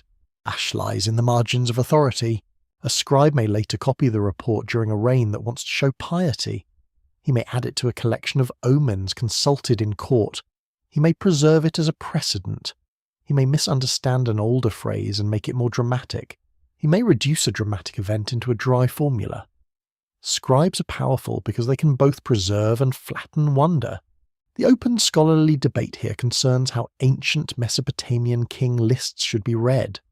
Some scholars emphasize their political function, especially the way they legitimize rule. Others highlight their mythic structure and theological claims about kingship. Many stress that the lists contain historical memories reshaped by literary and ideological purposes. That reshaping is the key. The past is not handed down like a sealed jar. It is handled, opened, poured into new vessels, and sometimes diluted beyond recognition. A sky sign may begin as fright, it may become omen, then precedent, then royal warning, then literary image, then a broken line that modern readers try to restore. You hear the student reading again. His voice moves through names of cities that once believed themselves central. Kish, Uruk, Ur, Awan, Hamazi. Names rise and fall like lamps seen across water. Each city holds kingship for a time, then loses it. The pattern is almost soothing until you remember what losing power meant for real people. Burned gates, empty granaries, exiled families, silent temples. The king list does not linger on such things. Lists are good at moving along. They have the emotional range of a busy official. Yet behind each transfer of power, there may be war, famine, flood, political collapse, or the slow exhaustion of land and water.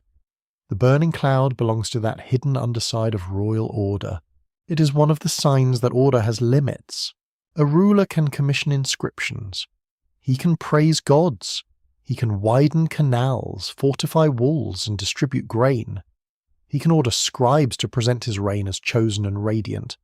But he cannot prevent the sky from turning red without warning.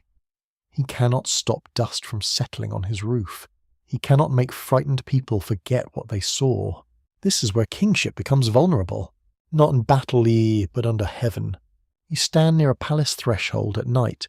The red cloud is gone, yet a thin film remains on the stone. A servant sweeps it into a corner, then hesitates. Should sky dust be treated as ordinary dirt or dangerous residue? The question is almost comic, but not to him. In ancient systems, matter from an omen may carry meaning. He decides to report it. Very wise. At dawn, the ruler will make offerings, issue instructions, and present steadiness. Later, scribes may record that proper rites were performed and the city was protected. If nothing worse follows, the king may claim divine favour restored. If disaster follows, the same cloud may be remembered as warning ignored. The cloud therefore becomes a hinge in royal memory. It can support a reign or stain it. It can be folded into narratives of restoration or judgment. It can hover near the lists of kings, not always visible, but felt in the need to show that power continues despite interruption. Ash in the royal lists is not literal ash on every tablet. It is the mark of catastrophe within ordered time. The student finishes his recitation. The teacher nods, not warmly, but enough to prevent despair.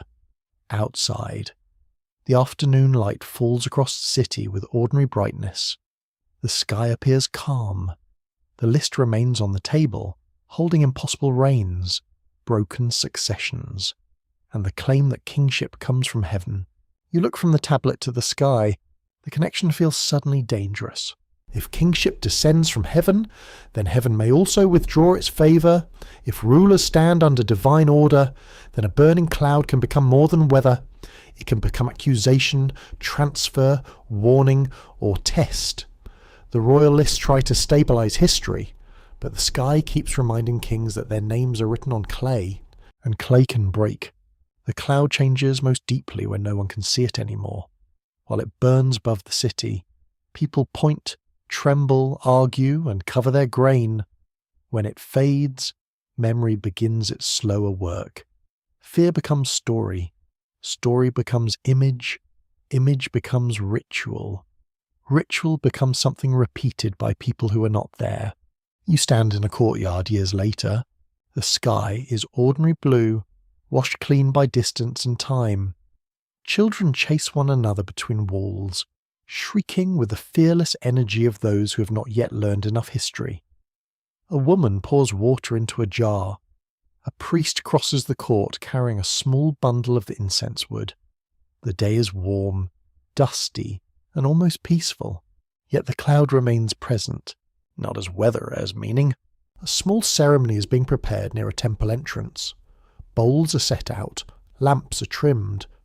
A singer reviews the opening lines of a hymn under his breath, frowning when memory resists him. An old man sits nearby, watching the arrangements with an expression that suggests he has seen this rite performed before and has opinions about its decline. Ritual remembers what witnesses cannot keep fresh. That is its power. A mainstream historical fact belongs here. Mesopotamian religion used repeated rituals, offerings, hymns, divine symbols, and temple calendars to maintain relationships between gods, cities, and human communities. Scholars from Yale, Oxford, and the University of Chicago have studied how ritual action shaped collective memory, political order, and sacred identity. The burning cloud, once interpreted, can enter this world. Perhaps a special offering is made when strange haze appears. Perhaps a hymn to a storm or sky deity begins using the language of burning cloud. Perhaps an annual rite includes a gesture of smoke lifted toward heaven, recalling the day the sky smoked back.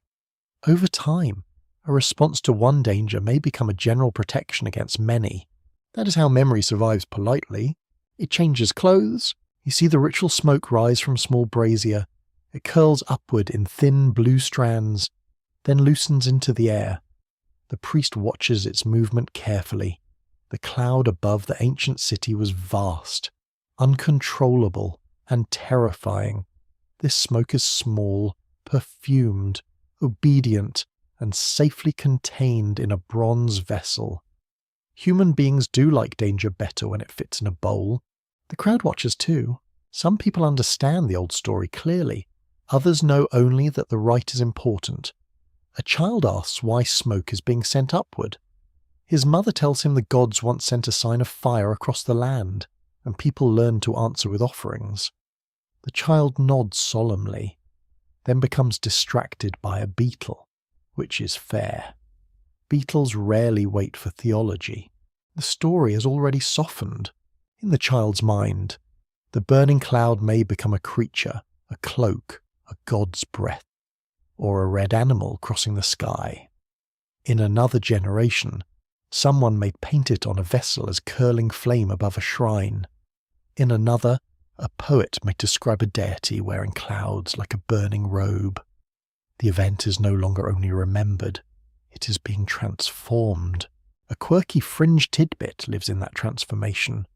Some modern alternative writers claim that when ancient disasters become gods, they preserve literal descriptions of strange machines, planets, or cosmic visitors. Mainstream scholars instead see religious imagination, metaphor, natural forces, and political meaning shaping divine images. Yet the fringe fascination points to a real process. Human beings often turn overwhelming events into beings they can name. A cloud becomes a god because a god can be addressed. A red sky cannot be persuaded. A divine presence, perhaps, can. A storm cannot accept bread, but a storm god can receive offerings. Smoke cannot forgive, but a deity associated with smoke, flame, or judgment might be approached with words, gestures, and gifts. Personification is not childish. It is a way to negotiate with terror. You enter a temple workshop. There, artisans prepare objects for ritual use. Clay plaques dry along a wall. A carved wooden form is being covered with thin metal sheets. A painter grinds mineral pigments into powder. The room smells of gum, oil, wood shavings, and hot dust. Through the doorway you glimpse the open sky, untroubled and pale. An artisan paints a curling shape above a divine symbol. It may represent smoke. It may represent radiance. It may represent a celestial sign now attached to a god's presence. The line between event and symbol has grown thin. Nobody in the room calls it historical evidence. They call it proper form, inherited image, sacred style. That is another kind of archive. Art remembers differently from writing. It compresses, it repeats, it simplifies until the symbol can travel.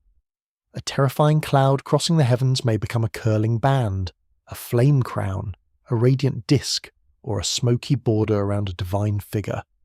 Once stylized, it no longer needs the original event to remain powerful.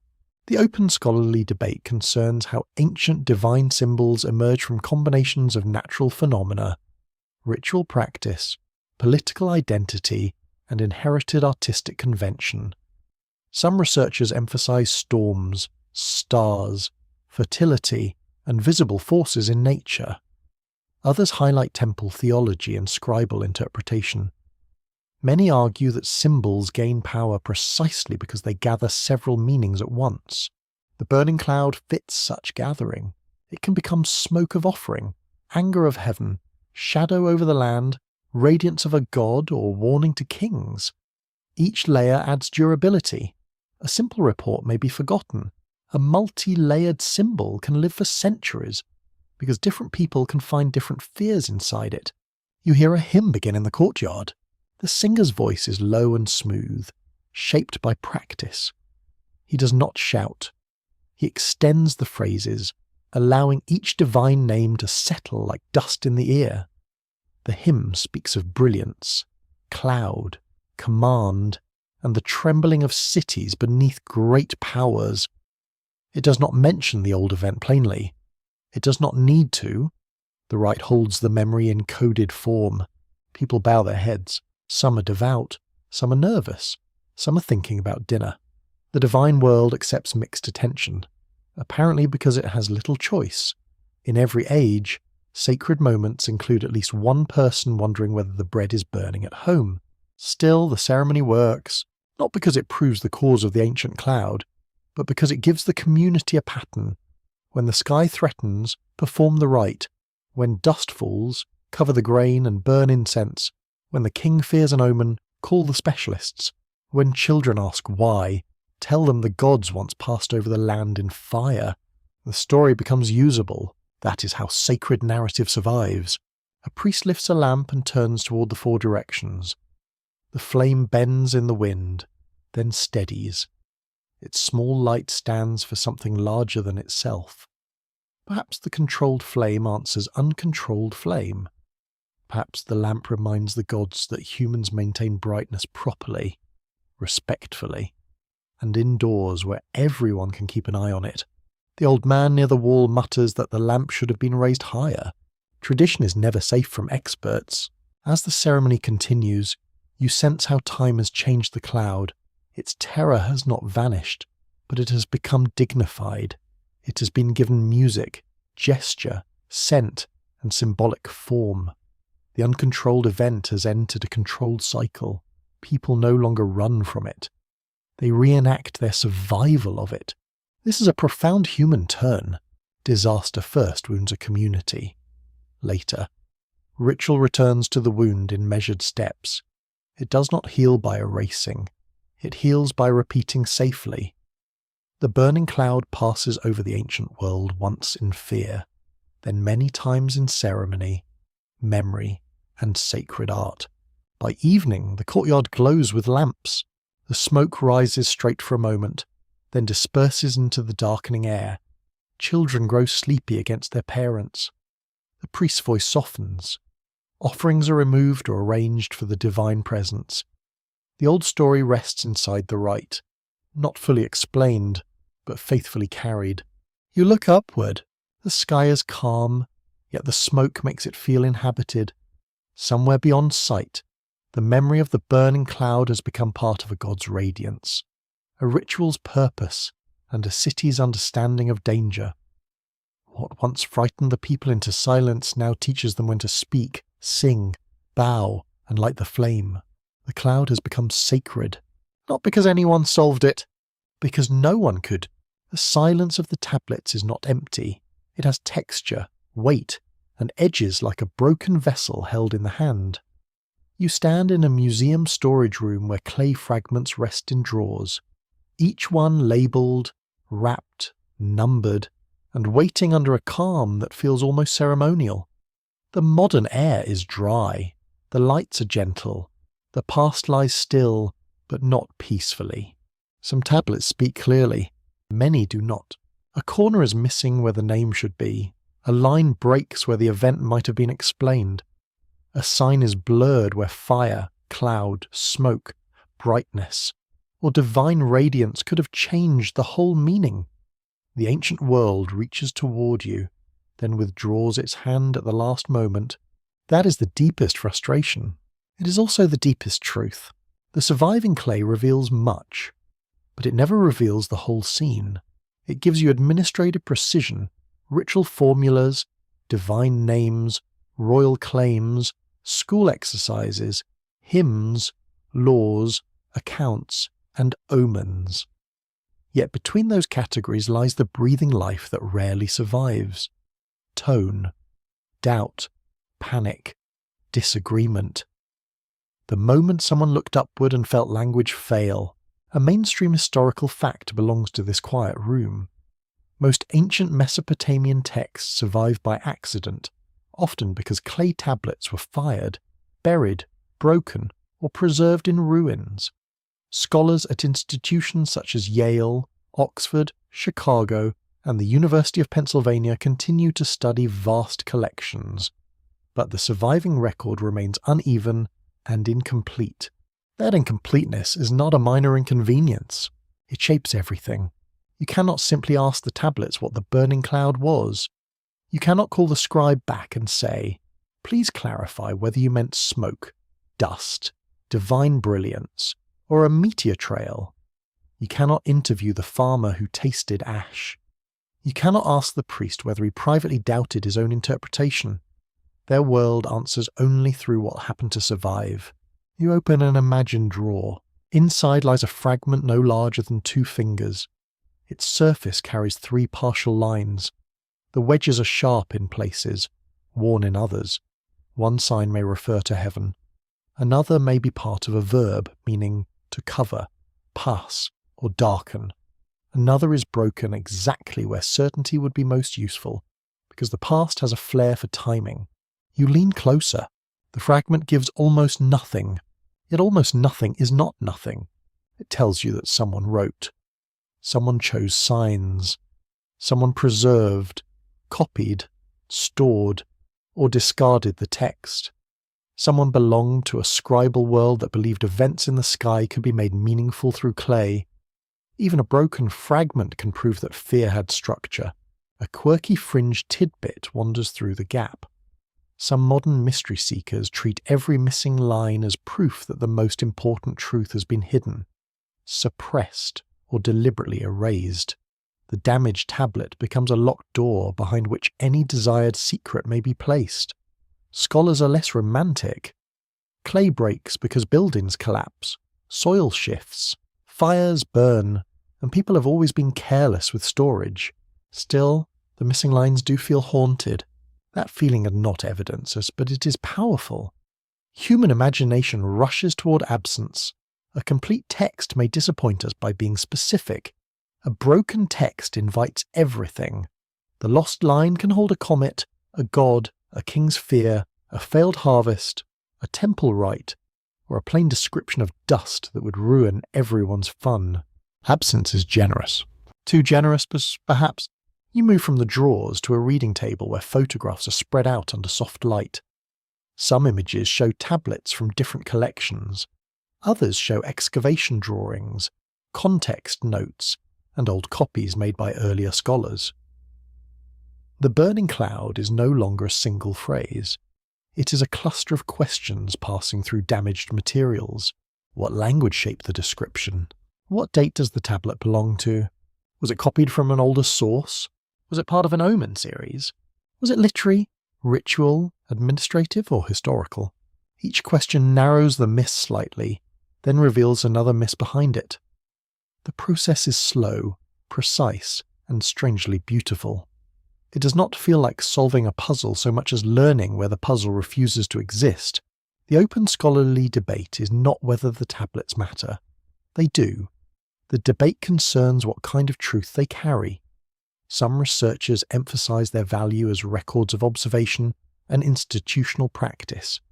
Others stress literary convention, religious symbolism, and political use. Many scholars hold these together, because ancient texts often carry several truths in one clay body. A tablet can be factual and poetic. It can record an observed event in symbolic language. It can preserve a ritual formula that began in experience. It can turn political anxiety into cosmic warning. It can repeat older phrases because tradition gives authority.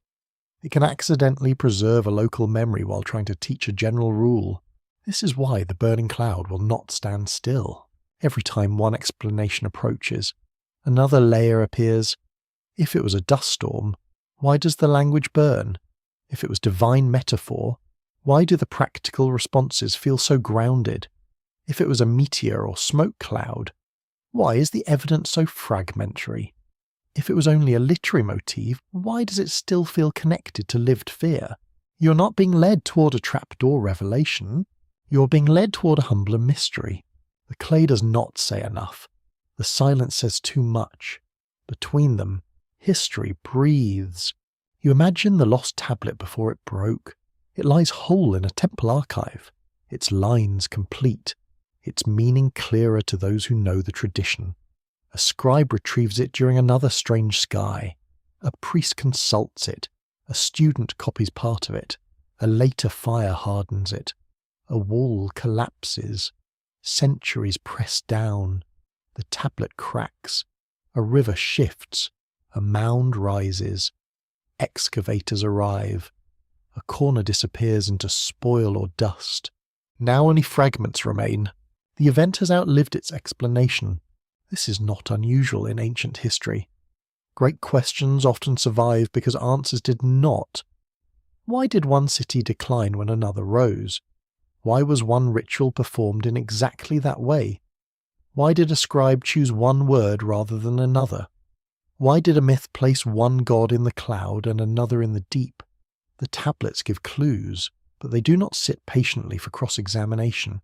They are witnesses with damaged memories, and yet their silence has dignity. It prevents the modern mind from becoming too arrogant. It reminds you that people who lived thousands of years ago were not waiting to be decoded by us. They had their own urgency, meanings, jokes, fears, duties, and blind spots. Their tablets were not written as clues in our mystery. They were written for their world. That is a necessary humility. The burning cloud may never be identified fully. It may never become a named comet, a dated eruption, a known impact, or a confirmed regional fire. It may remain a phrase inside a damaged tradition, surrounded by related images and plausible explanations. That does not make it worthless. It makes it ancient. You stand near the storage shelves as the lights dim slightly for the evening. The fragments remain where they are, small and patient in their trays. Outside, the modern sky may be clear, filled with aircraft, satellites, and weather forecasts. Inside, the older sky persists in broken clay, beyond prediction and beyond final certainty. You begin to understand that the tablets reveal not only what they say, they reveal what cannot be recovered. The missing lines are part of the story, the broken edges are part of the evidence. The silence after the phrase is not a wall, but a dark opening where responsible imagination may stand carefully, without claiming more than the clay allows. Perhaps the burning cloud was a natural event. Perhaps it was a sacred metaphor. Perhaps it was both, because ancient memory rarely travels in one lane. Perhaps a real sky disturbance entered the language of gods and kings, then passed into ritual, lists, and scholarly fragments. Perhaps the most honest answer is not a solution, but a shape of uncertainty. The tablet lies quiet in the drawer. It has survived empires, languages, fires, thieves, floods, scholars, and time itself. It has lost enough to remain mysterious and kept enough to remain alive. Its silence is not failure. It is the last veil of the ancient world, and you leave it there, glowing faintly in thought, a broken piece of earth that still holds the shadow of a burning cloud no one can fully name. Night settles over the ancient plain with the patience of something that has watched cities rise and soften back into earth. The red haze has faded from sight, and the sky has become dark, clear, and full of stars. Yet nothing feels entirely restored. The world looks familiar again, but familiarity now seems like a mask placed gently over an old wound. You stand beyond the city wall. The ground beneath your feet is cool, packed hard by days of heat and years of passage. The canal beside you carries a narrow ribbon of reflected starlight. Reeds lean over the water, whispering when the wind moves through them. Somewhere in the distance, a donkey gives one last offended sound, then falls silent. The city breathes in sleep. Not deeply, not yet. Lamps still burn in a few upper rooms. Temple watchers remain awake on the roof, their robes drawn close against the night air. A guard near the gate shifts his spear from one shoulder to the other. In a courtyard, a mother lies awake beside her child, listening for any change in the wind.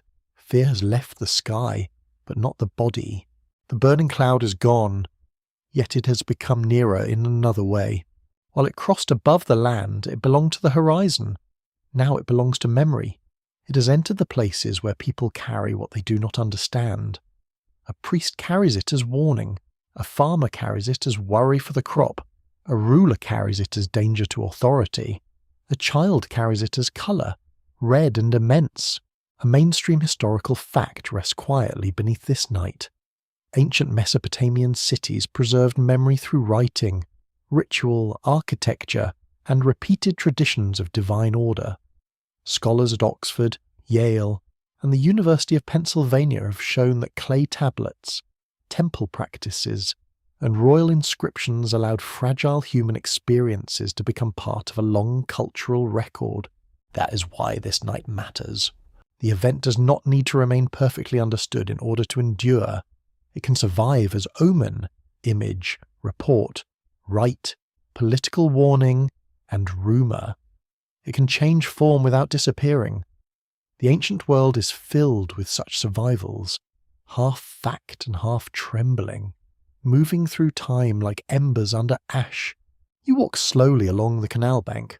The smell of damp mud rises from the water. The reeds brush your legs with a dry whisper. Above, the stars seem calm enough to be trusted, though trust has become difficult. Their steady light gives no sign of the redness that covered the land. They look innocent, which is exactly what the heavens would do. A night bird calls. The sound is brief. On the outer fields, barley bends under the faint wind. dust remains on some leaves, pale in the starlight. Workers will inspect it at dawn. They will test water, uncover jars, check animals, and decide whether the day may proceed normally.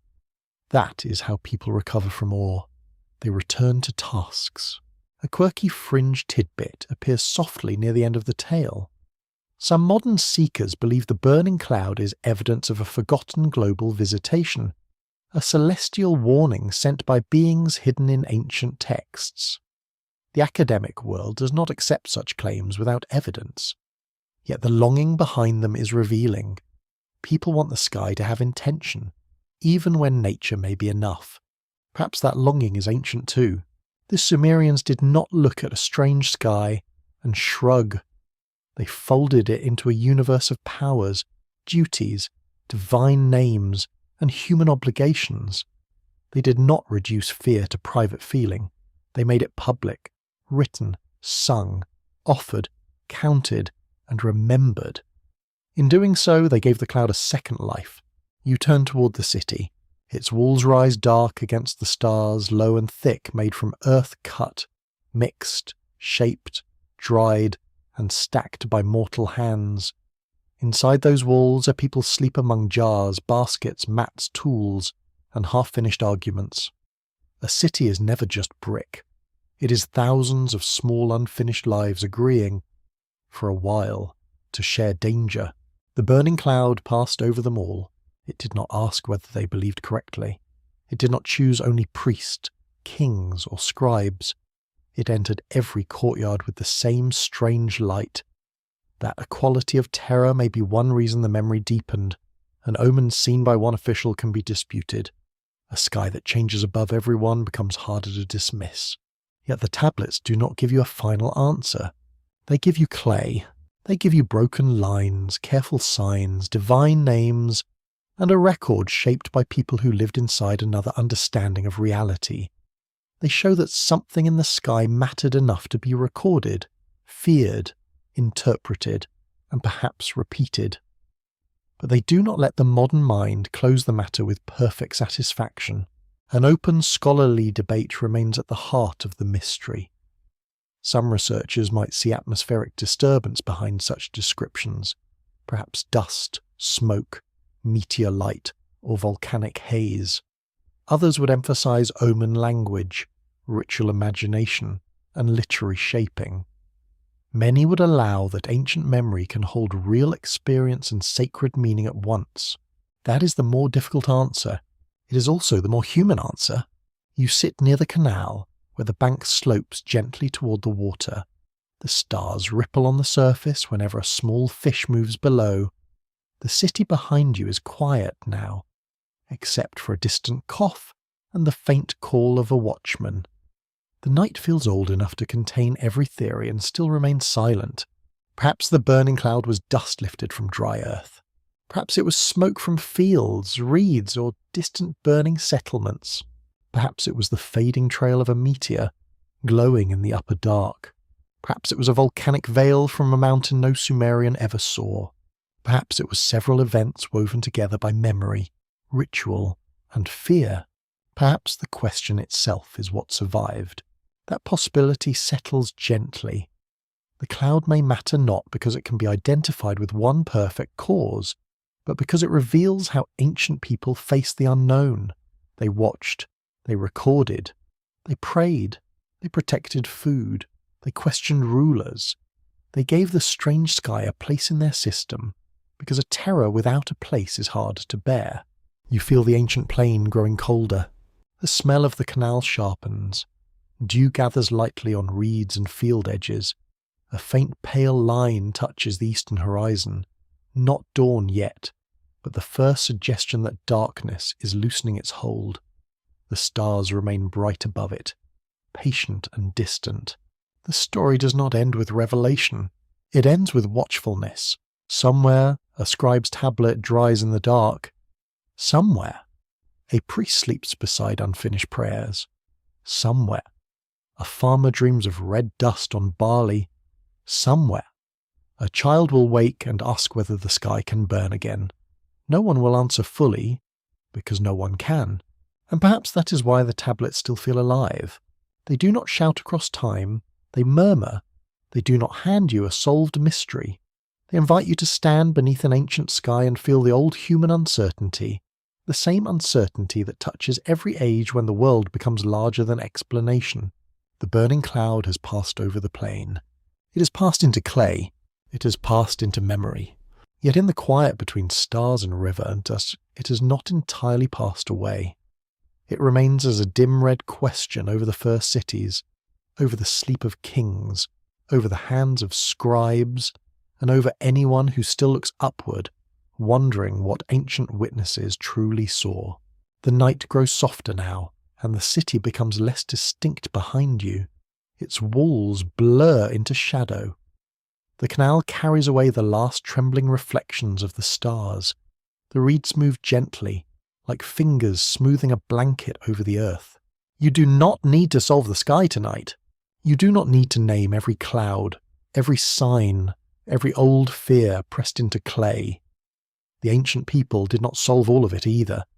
They endured, they wondered, they wrote, and then they slept beneath the same patient heavens. Let the plain become quiet.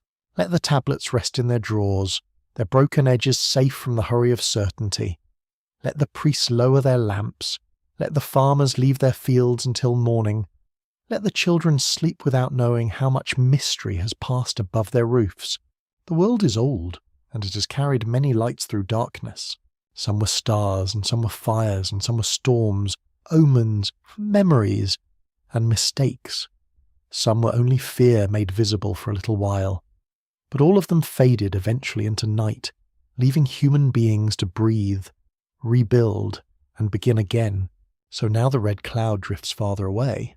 It becomes only a glow beyond the horizon of thought. The river moves slowly. The dust settles. The clay cools. The stars remain calm above the sleeping land, and the last whisper of the ancient plain says only that the story is not yet complete. End of script. Good night.